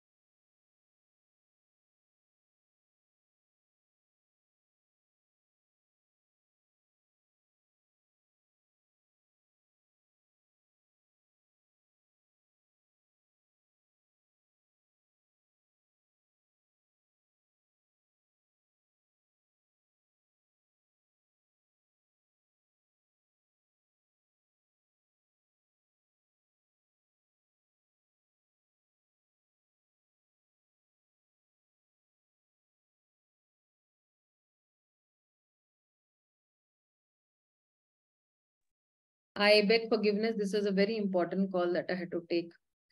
So then he is giving this example that why the devotees of the Supreme Lord are not obliged, okay, for giving oblations to the forefathers. But as I told that we all perform these oblations to our forefathers whenever there is Shraddha, or once a year when you have that Shraddha ceremony, we do offer oblations to our forefathers just to set an example for, the others. So now where, devotees are not obliged because, devotional service is relieving them from, hundreds and thousands of the forefathers from their misery. Now, after this, then, when these are not done on a proper, proper way, then even the community projects and all these welfare acts, those also will, their importance also will be reduced. The Varnashram Dharma or the Sanatan Dharma, or, there will be a chaos in the society. And people will forget the main aim of life, which is Vishnu, or to satisfy the Supreme Lord. And that's why, Prabhupada actually is saying that what is the right way of receiving knowledge? So when you do not have the right knowledge, then you'll not be able to, perform also these acts. So the right way of receiving knowledge is through disciplic succession. And Arjuna based his arguments not on personal experience, but on what he had heard from the previous authorities. So there is a word called prayashchita. So Arjuna is actually, putting forth that, even if I go through atonement, of these sinful activities, I will not get peace anywhere. And if I am going to kill these people, then I'll be transferred to the hellish planets, and I'll have to go, through miserable lives. And that's why Arjuna is now saying that, no, I do not want to fight because of this 4 arguments. Then from the 44th to the 46th, he is giving his 5th argument. I feel I want to complete this in the next 10 minutes. It will just take me 5 to 6 minutes more, and then we can take question answers. Okay. Let me share the screen with you all.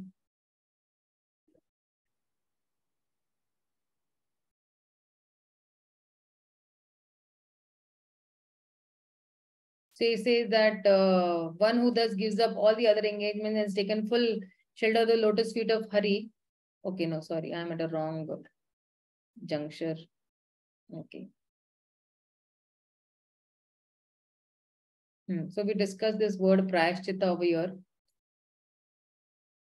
Okay, atonement. He'll have to go through hellish planets and miserable things. Okay. So now he's saying that further. Ahobata mahat papam kartum vyavasita vyayam yad rajya sukha lobhena hantum swajanam udayataha. He's saying, alas, how strange it is that we are preparing to commit greatly sinful acts. Driven by desire to enjoy royal happiness, we are intent on killing our own kingsmen. So Arjuna is giving, his argument. And then he's saying that, better for me if the sons of Dhritarashtra, weapons in hand, were to kill me unarmed and unresisting on the battlefield. So he's saying it is better that, Dhritarashtra's son kill me. It is better for me. And then now Sanjay is saying that Arjuna, having thus spoken on the battlefield, cast aside his bow and arrow and sat down on the chariot, his mind overwhelmed with grief. So Arjuna is giving that, okay, I am not able to decide. Now it is an indecision for me that I don't want to fight. He decides that I don't want to fight, and that's why he's putting aside his bow and arrow.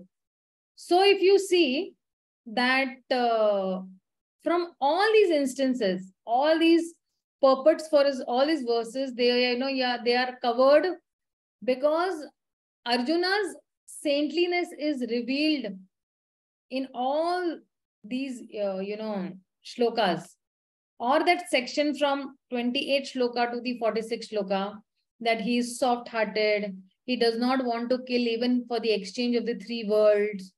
He is ready to forgive his aggressors also. He is considering all these evil consequences, even at the risk of refusing obligations to fight. And he wants to protect the family tradition and morals. He's ready to even, be killed unarmed and not even retaliated.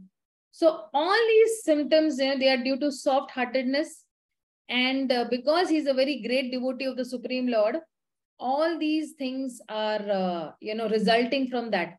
And that is why he's keeping his bow and arrow. But Prabhupada says that such a kind and soft-hearted person is fit to receive self-knowledge. And such a person, so see, what is the criteria for receiving knowledge? Then a person should have soft-heartedness. He should not be hard-hearted, or he should not be very harsh. So a person whose heart has been tilled and that soil has been made very soft to cultivate that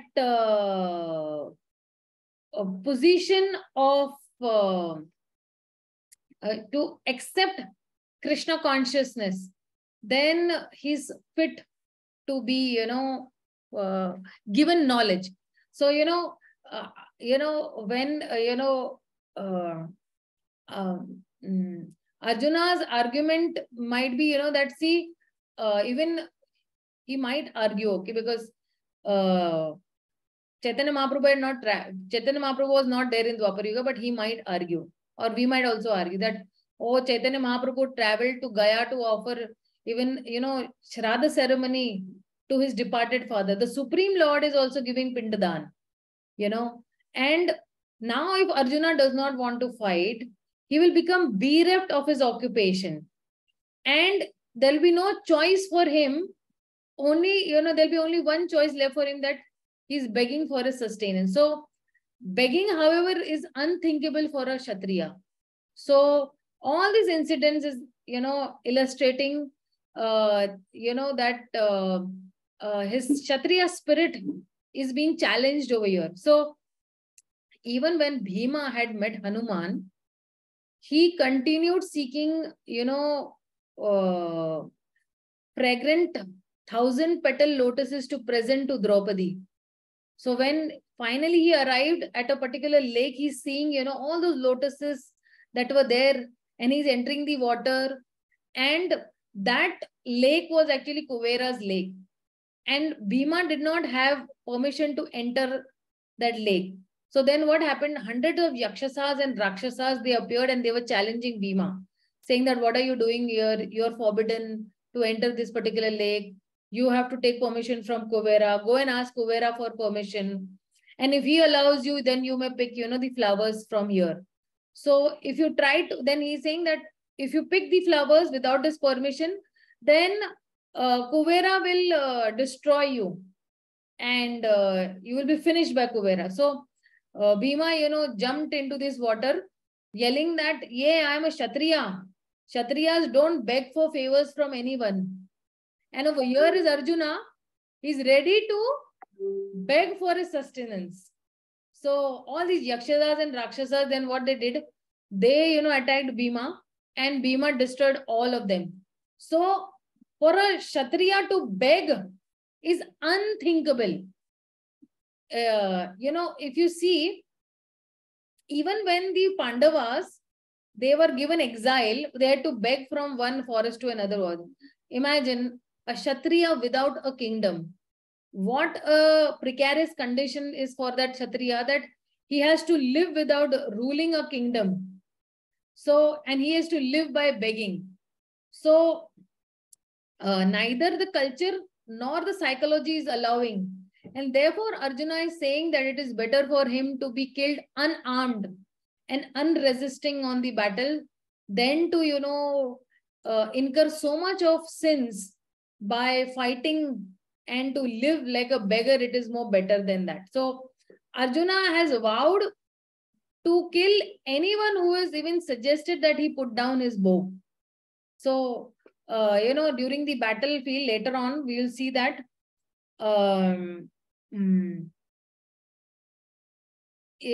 what was that incident? I just forget. That in the battle when Karna defeated and he was severely injured by Yudhishthir, Karna is taunting Yudhishthir.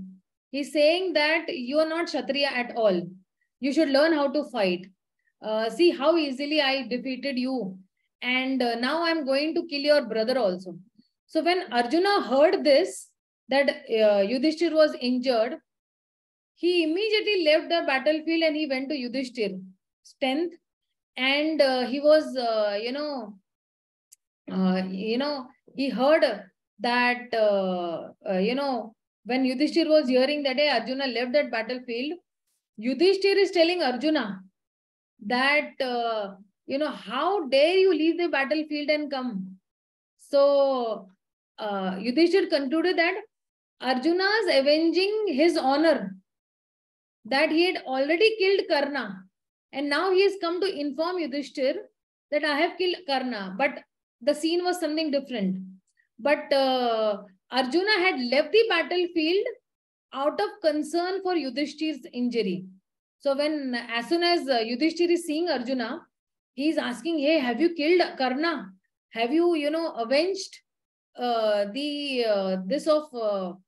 you have avenged me?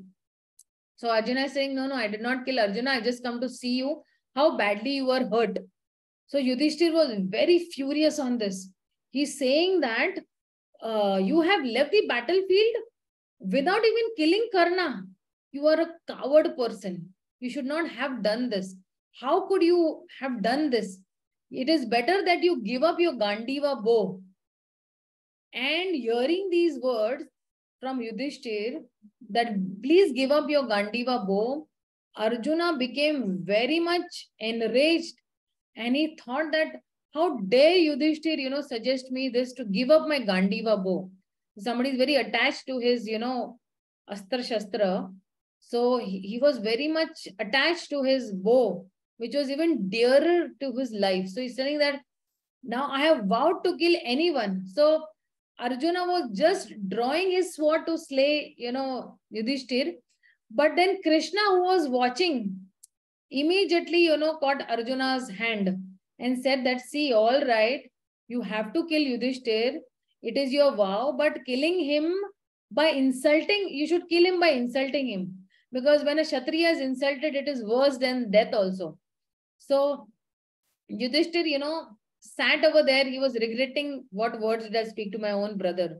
So Arjuna very much angrily approached and said that, you say I am a coward, but I left the battlefield without killing Karna to look that how much have you injured, how much, you were hurt. And but what you have done, tell me. You looked on Draupadi when she was insulted. You did not even retaliate when she was insulted. And I would have killed the entire Kaurava army at that point of time. But you did not allow me to kill. So you are not a man. You are not a king at all. So then, Arjuna is, saying these hurling insults to Yudhishthir.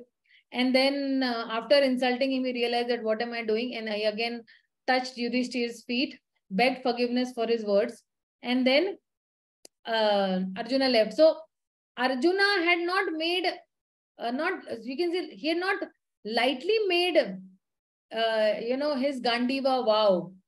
So over here, it is significant that, this Arjuna, who is the son of Pandu also and Indra also, he's putting his bow aside. Whereas somebody will tell him to put his bow aside, he used to become so angry or furious. And over here, he himself is casting aside his bow and he's sitting down on the chariot. His mind is reeling in grief. How can, somebody just imagine how disturbed this particular person was, and only disaster is awaiting him. So then from chapter 2 onwards, we will see that how, he is still indecisive. He's still presenting, and he'll have more of his doubts also. But from shloka 7 onwards, Krishna will start speaking. That's the turning point of chapter 2. So, okay, I rest my speech over here. We are just in time. If anybody has any questions, queries, you're free to ask me.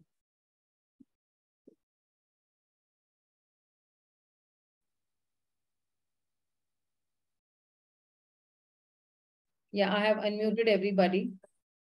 Hi, Krishna. Yeah, Saiba. Mataji, we discussed that women by nature they are not pressed. So nothing new. Every time this question comes up from all the women. So it is very normal. It's like, okay, no, it's like we understand and we accept. When Prabhupada says that, we accept. But then the question is that why is it that women are called that way? They are addressed in ways which are weaker to their character.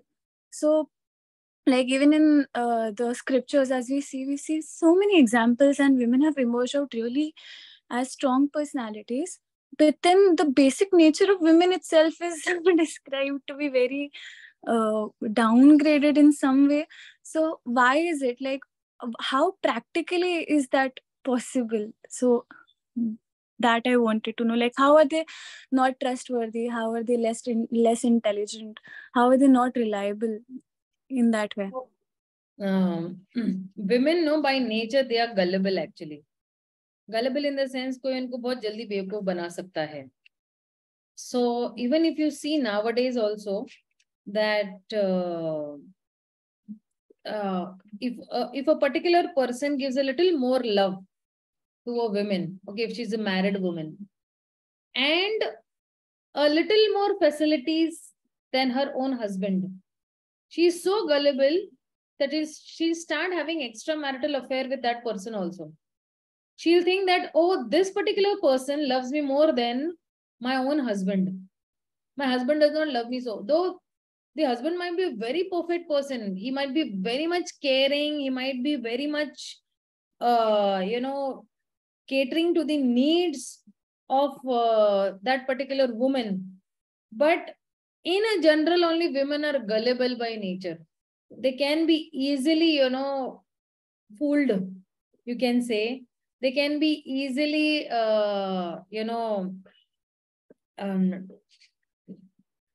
they can be easily, what you say, I'm not finding that word exactly. But they will be, they will give up very easily. So now, who are these women? These women are those women who are not connected to the Supreme Lord. Okay, these women will be gullible very easily. Or that jiva who is, see now, this goes for men also. But why Prabhupada is telling to women only? Because women actually want a lot of, for women now, they want a lot of luxury in life. Okay, they want the best of material things in life. And if these things are provided properly, then they are pretty much satisfied. But if these things are not satisfied properly with them, then what happens with women is then they start looking those things outside the family or outside their realm. And that's why then what happens that those women who are not with into Krishna consciousness, those are not connected with the internal energy of the Supreme Lord, those who are too much affected by the external energy of the Supreme Lord Maya, then these women become very much gullible and then they lose their chastity. And that's how, if you see, also you see, I have seen many cases. In fact, in my own college, I have seen that I had a friend who did not have a mother and her father was into railways. So, when the father was into government job, they had continuously, what do you say, from one city to the other city, they were posted. Okay. And the father was all the time on job and the mother, since she did not have a mother, so there's no protection from the mother also, there's no protection from the father also. And this particular girl used to find love outside family. So she had at one point of time 3 boyfriends. One in hand, one in bush, and one somewhere else. And I used to always wonder because initially I never knew about her so much. But as in when I became a little close to her, she started telling me that I'm going around with 3 pen. And it was a big shock to me. And when I told this, because by that time I was in Krishna consciousness and I was thinking that, okay, I can mold her towards Krishna consciousness. But the moment I came to know that she's going around with, 3 people and God knows how many more people, but immediately I stopped my friendship with her because I thought that she will influence me. And a man is known by his association. So I actually, I lost my friendship with her because I rejected her as my friend. So this girl did not get love from her father, no protection from father. Because she was not married, she did not get protection. So what happened? She entered into prostitution only. Almost you can say she entered into prostitution.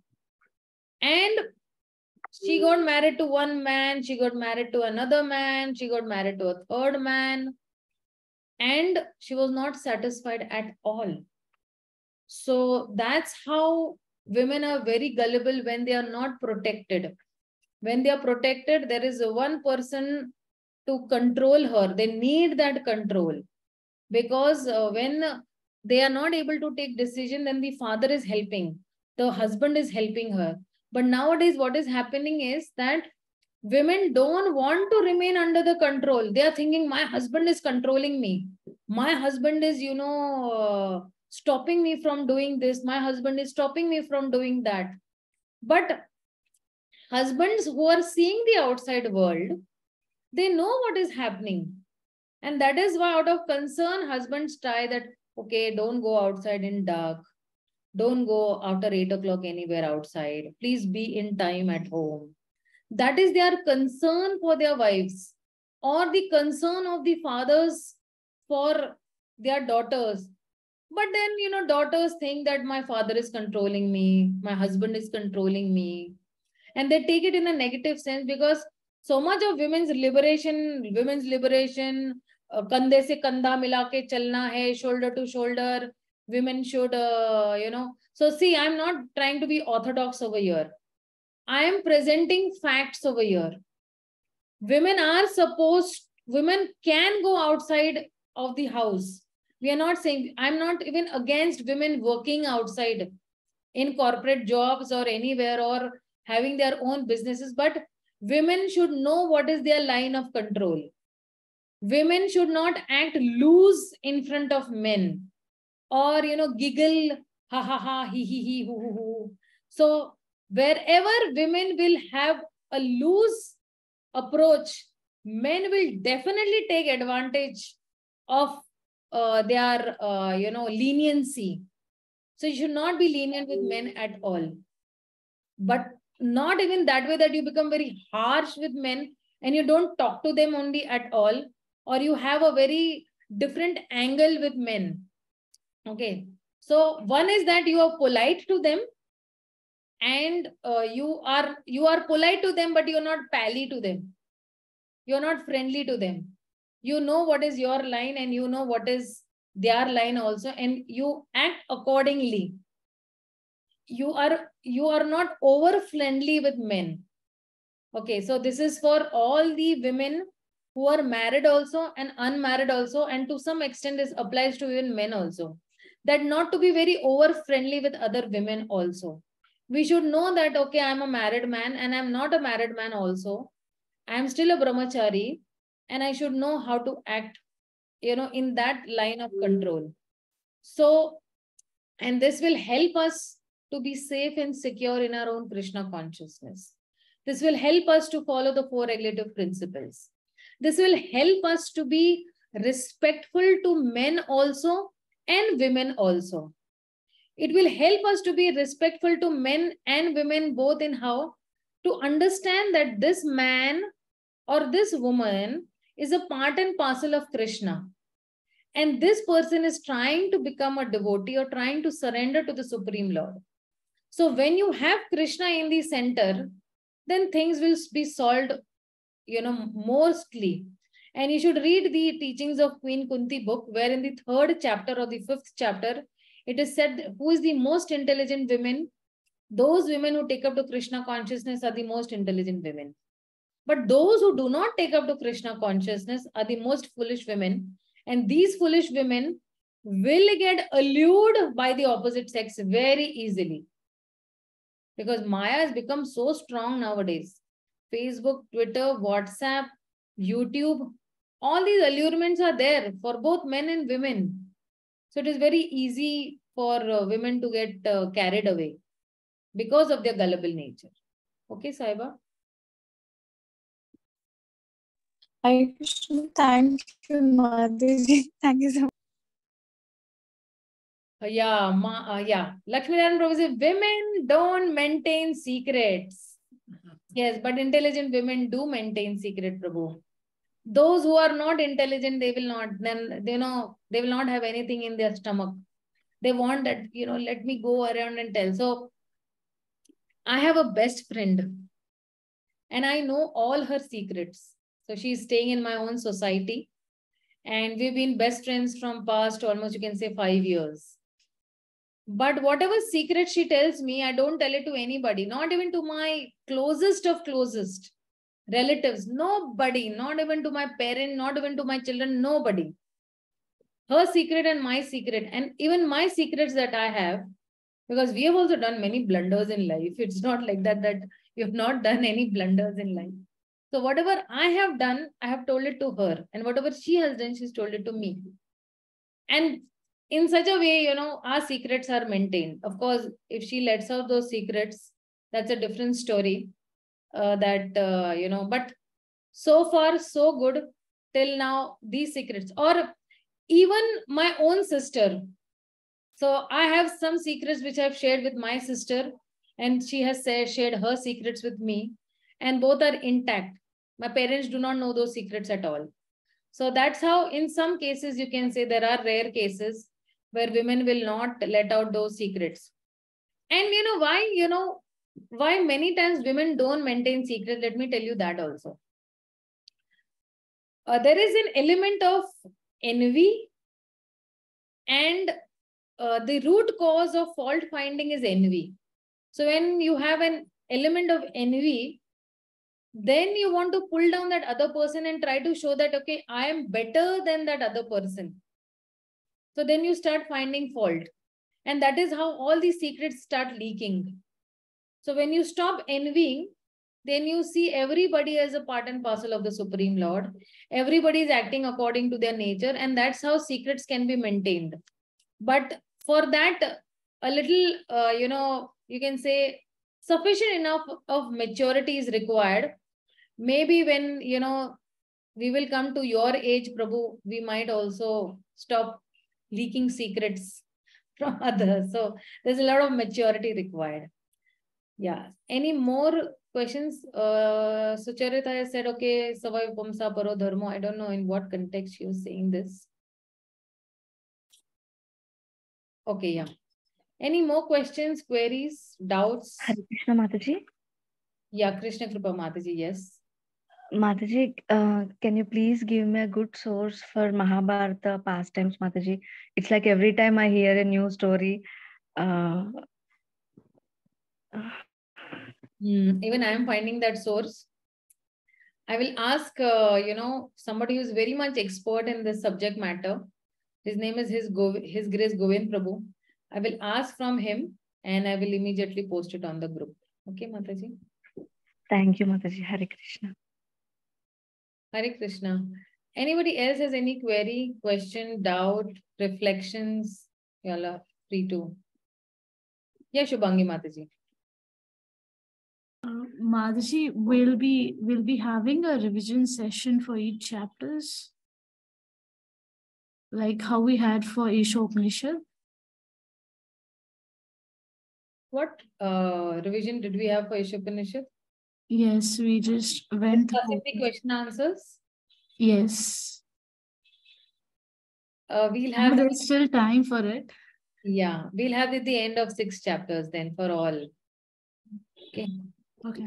Try to have it at the end of all the 6 chapters. Hare Krishna Mataji. Yeah. Go ahead. Juhi Mataji, go ahead. Sorry, Hare Krishna Mataji, Dhanvat realization. So I touched the Bhagavad Gita 5 years back, and I was reading the introduction by myself, and this whole conversation about the women part, I just stopped reading after that. Fortunately, I got into a ladies class on Bhagavad Gita, and my first question to Mataji out there was only about this subject, why are ladies thought of so badly, so lowly. And one thing which she said right at the beginning, I was too immature to understand. She says, when you reach the stage where you associate yourself with the soul and not the body, which is what Bhagavad Gita will teach us, that is when you stop asking these questions or even, spending time thinking about these things. So it took me time and I reached there. And interesting enough, this whole conversation happened yesterday in a youth forum. And it was such it was happen chance, and it was such an amazing thought that yes, the journey has reached a certain point where the question doesn't bother me at all. Yeah. I guess today is one such day that, that thing came to me when you're reading it, when you're narrating things. And then I'm like, okay, this is not a relevant question for me now, fortunately. So I wanted to share that. Thank you. So, His Holiness Bhakti Prit Bhagavat Maharaj, once in his class in Vaishnav Sadachar, he had told that if a woman tells herself as less intelligent, she is the most intelligent. Why? Because she is taking a humble position. But the opposite person should take her as the most intelligent person or woman.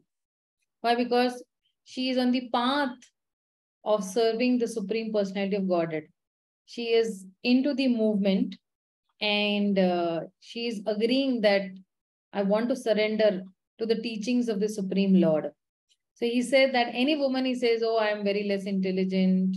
I do not have so much of intelligence to understand the teachings of Bhagavad Gita, which means that she's the most intelligent, but she's just taking a humble position of being unintelligent. But she's the most intelligent. This is what Bhakti Prit Bhagavat Maharaj had told at that point of time, which actually struck me. Now, this he had told in 2010, when he was taking that Vaishnav Sadachar class. But that struck me very nicely and gave me a lot of hope. Any more questions? I think Hare Krishna Mataji, Hare Krishna Mataji. So Mataji, Kunti Maharani also in her prayer tells the same thing, that I'm a, I don't know much about you, but because I'm a Striya, something she is telling the prayers. So, yes. So it indicates that Kunti Maharani is such an exalted devotee, and she admits that she is not in a position anywhere in the devotional service. So it's such a humble position. So whatever you told is really, Maharaj told the same thing. Yes, Rupmanoru, you're absolutely right. And regarding this, I'll put a, voice message on the group. You can hear that. I had heard very nice, things from His Grace Radhesham Prabhu. I will put it on the WhatsApp group.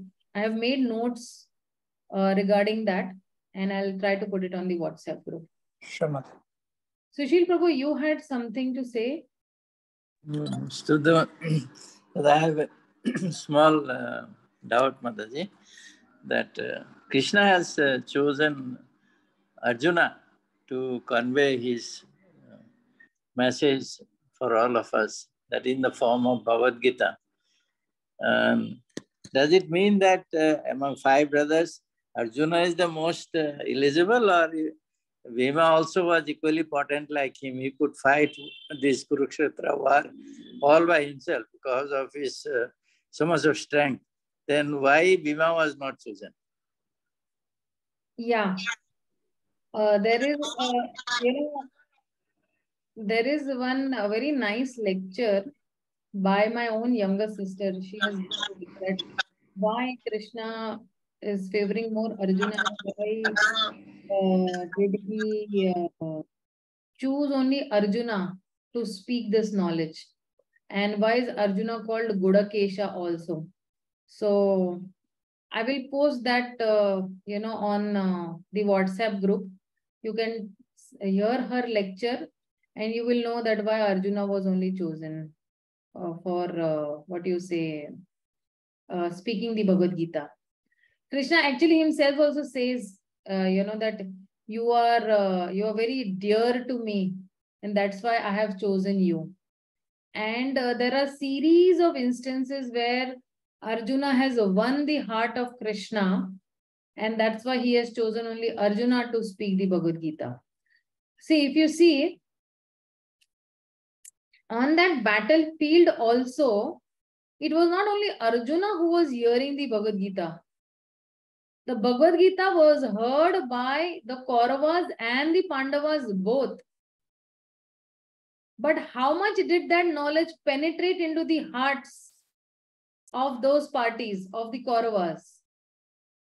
Because of envy, that knowledge did not penetrate only. They were envying Krishna. They did not consider him as the Supreme Personality of Godhead. And that is why that knowledge did not penetrate into the heart. Even Dhritarashtra heard the whole of Bhagavad Gita. But his intention was only wrong. That is why the teachings of the Bhagavad Gita did not penetrate into his heart.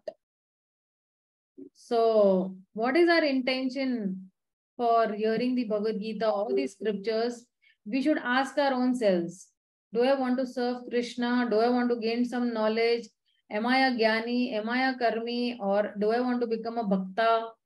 On what level do I want to actually read the Bhagavad Gita or any Shastra or even Srimad Bhagavatam? That needs to be, checked with our own selves.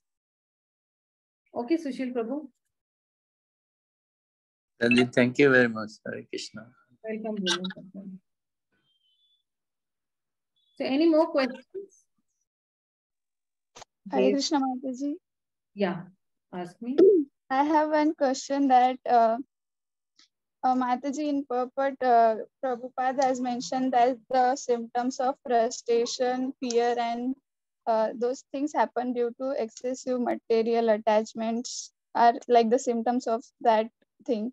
But then Arjuna is also saying that he don't even want the wealth of all the three worlds. Means after fighting, if he's going to get that also he don't want. So he don't want even the kingdom of earth also. So how can we understand that? It is contradictory. Yes. See, Arjuna, when a particular person is into fear and he has lost his, sense of discrimination, then he will actually, keep on, saying that I don't want the wealth of, the whole world also. And these are all symptoms of his weak mind. His weak mind is telling him that I don't want anything from, I don't want to get anything out of this fighting. What is fighting is going to make me, is not going to give me anything good. And that is why he's not willing to accept anything. So, these are all, material life, typical calculations of material life. In material life, when a person is not sthita pragya, or he does not have that intelligence to differentiate between good or bad, then he will take such decisions. Like sometimes a person might take decision, oh, now I don't want to earn anything. Now I've got the wealth of Krishna consciousness. I will sit at home. This whole wealth of mine, what is its use? When I'll go up, this wealth is not going to be useful to me at all. And then he stops doing activity. He stops being sakriya, or he stops doing some activity. He wants to go into the jungle and sit, or he wants to come to the temple and become a full-time devotee, leaving his wife, parents, and children. So then, he wants, it is called one type of escapism, you can say. That he's very frustrated in his material life. And now he wants to, get some relief. Business is a little, difficult. And there is a lot of, chaos. And he's finding relief in, bhakti. So that, he wants to escape. So that we need to see that you need guidance at that point of time. When you want to leave everything and you want to just donate everything to the temple, then we need to see certain testimonies where people have done this and they are not happy. Immaturely, you should not do anything. Immaturely, you should not give up anything. There has to be a reason of giving up. When you have sufficient amount of knowledge, then you can renounce everything. Otherwise, there are many people, oh, I will not get married only. I will not beget children only. Children are a big problem for me. If I beget children, my Krishna consciousness will halt. Oh, the children are the biggest obstacle for me in my Krishna consciousness. I'm not able to do even chant 16 rounds. But see, bhakti in itself is very independent. Okay, try to understand this. Somebody coming in your life or somebody exiting from your life, it has nothing to do with bhakti. इसको कहते हैं ना, वक्त होता नहीं, वक्त निकालना पड़ता है आपको. You have to remove time, and you need to prioritize that how I prioritize. I have a small baby who's just born, who's 6 months old, 8 months old, then how, for me, that little child is also my deity only. I'm giving him a bath. I'm thinking that this little deity is a part and parcel of the Supreme Lord. This deity, I'm feeding him. I'm preparing something for that little small child. Then that is also bhakti only. Why? Because that particular responsibility is given to me by the Supreme Lord. So that this particular person, this little child, whom I'll raise him in Krishna consciousness, will make 10 more devotees or hundreds of devotees. In case he becomes a brahmachari, then nothing like it. Whether it is a male or a female does not matter at all. Even I am a female over here. But we are also preaching. It's not like that we are not preaching at all. So we should not think that, oh, I will not get married only. Husband will be a problem for me. Children will be a problem for me. In-laws will be a problem for me. No, you will have time for everybody. Right now you have time for your parents, sisters, brothers, cousins. You will have time for everybody after marriage also. It's not like that you will not have time for anybody. You will have time for Krishna also. And you will be doing quality rounds also. You will be seeing that how, so see, over here, why Krishna has given all these relations to us. Try to understand that also. Krishna has given me parents, brothers, sisters, husband, children, relatives, so that I value every relation that I am having. I value my relationship with my relatives also. Why? Because in the spiritual world also you will have relatives. In the spiritual world also you have a husband. In the spiritual world also you will have children. So it is a practice ground for me over here, that how well I will have these relationships over here, so that in the spiritual world also I know what is teamwork. Imagine, yourself just alone, nobody with you, no parents, no husbands, no relatives, and you are, alone in your life. How is that life going to be? Right? So Krishna over here has given us relatives. According to our own karmas, what we have done is, it is a practice ground. Somebody should not feel, oh, my husband is a big headache for me. Because of him, I'm not able to do Krishna consciousness. No. Krishna is everybody's ultimate husband. So how well you are serving your husband over here on this earth planet, it's a practice ground for me, so that I can go and serve my ultimate husband in the best possible way. How careful I am to the details of caring my husband. Okay, my husband has come from office. Now he needs water. He needs food. Okay, my husband is emotionally a little disturbed. He needs my support over here. Or vice versa. Even for husbands, wife also. Okay, Krishna has sent me this wife, to take care of me and my children. Then I should see to her needs also. Her emotional needs also, and her, psychophysical needs also. It goes both the ways for husband and wife. How both, they will carefully take care of the needs without having ego and envy towards each other. And for this, both need to sit and talk with each other. Many times there will be some disagreements also between them. But communication is such a thing that you communicate properly, sitting in a nice way, both will understand in a nice way properly. Even if one is a devotee and the other is not a devotee, it works both the ways also. Husband is a devotee and wife is not a devotee. Husband can very lovingly explain the wife. Or wife is a devotee and husband is not a devotee. Then the wife, she should take ultra care about the husband's needs, so that the husband will think, oh wow, she goes to ISKCON and she's getting such a wonderful training to serve the husband in the right way, or to understand his needs. And husbands don't need much. Their requirement is not so much great. Or even the wife ka requirement, human ka requirement itna nahi hai. Wife is not saying that my husband should be Ambani. Or the husband is not saying that my wife should be Aishwarya Rai. Okay. Just that there should be peace and tranquility in the house. That is only the expectation of the husband and wife. Husband is expecting that my wife cook good food and she serves me and she takes good care of my, family members. That is enough for him. Not too much of expectation he has. Or the wife is also not expecting too much. Okay, my bare minimum, needs are taken care of, and a proper good house is being given. A proper good bare minimum luxury is given to me, but I'm very happy in that only.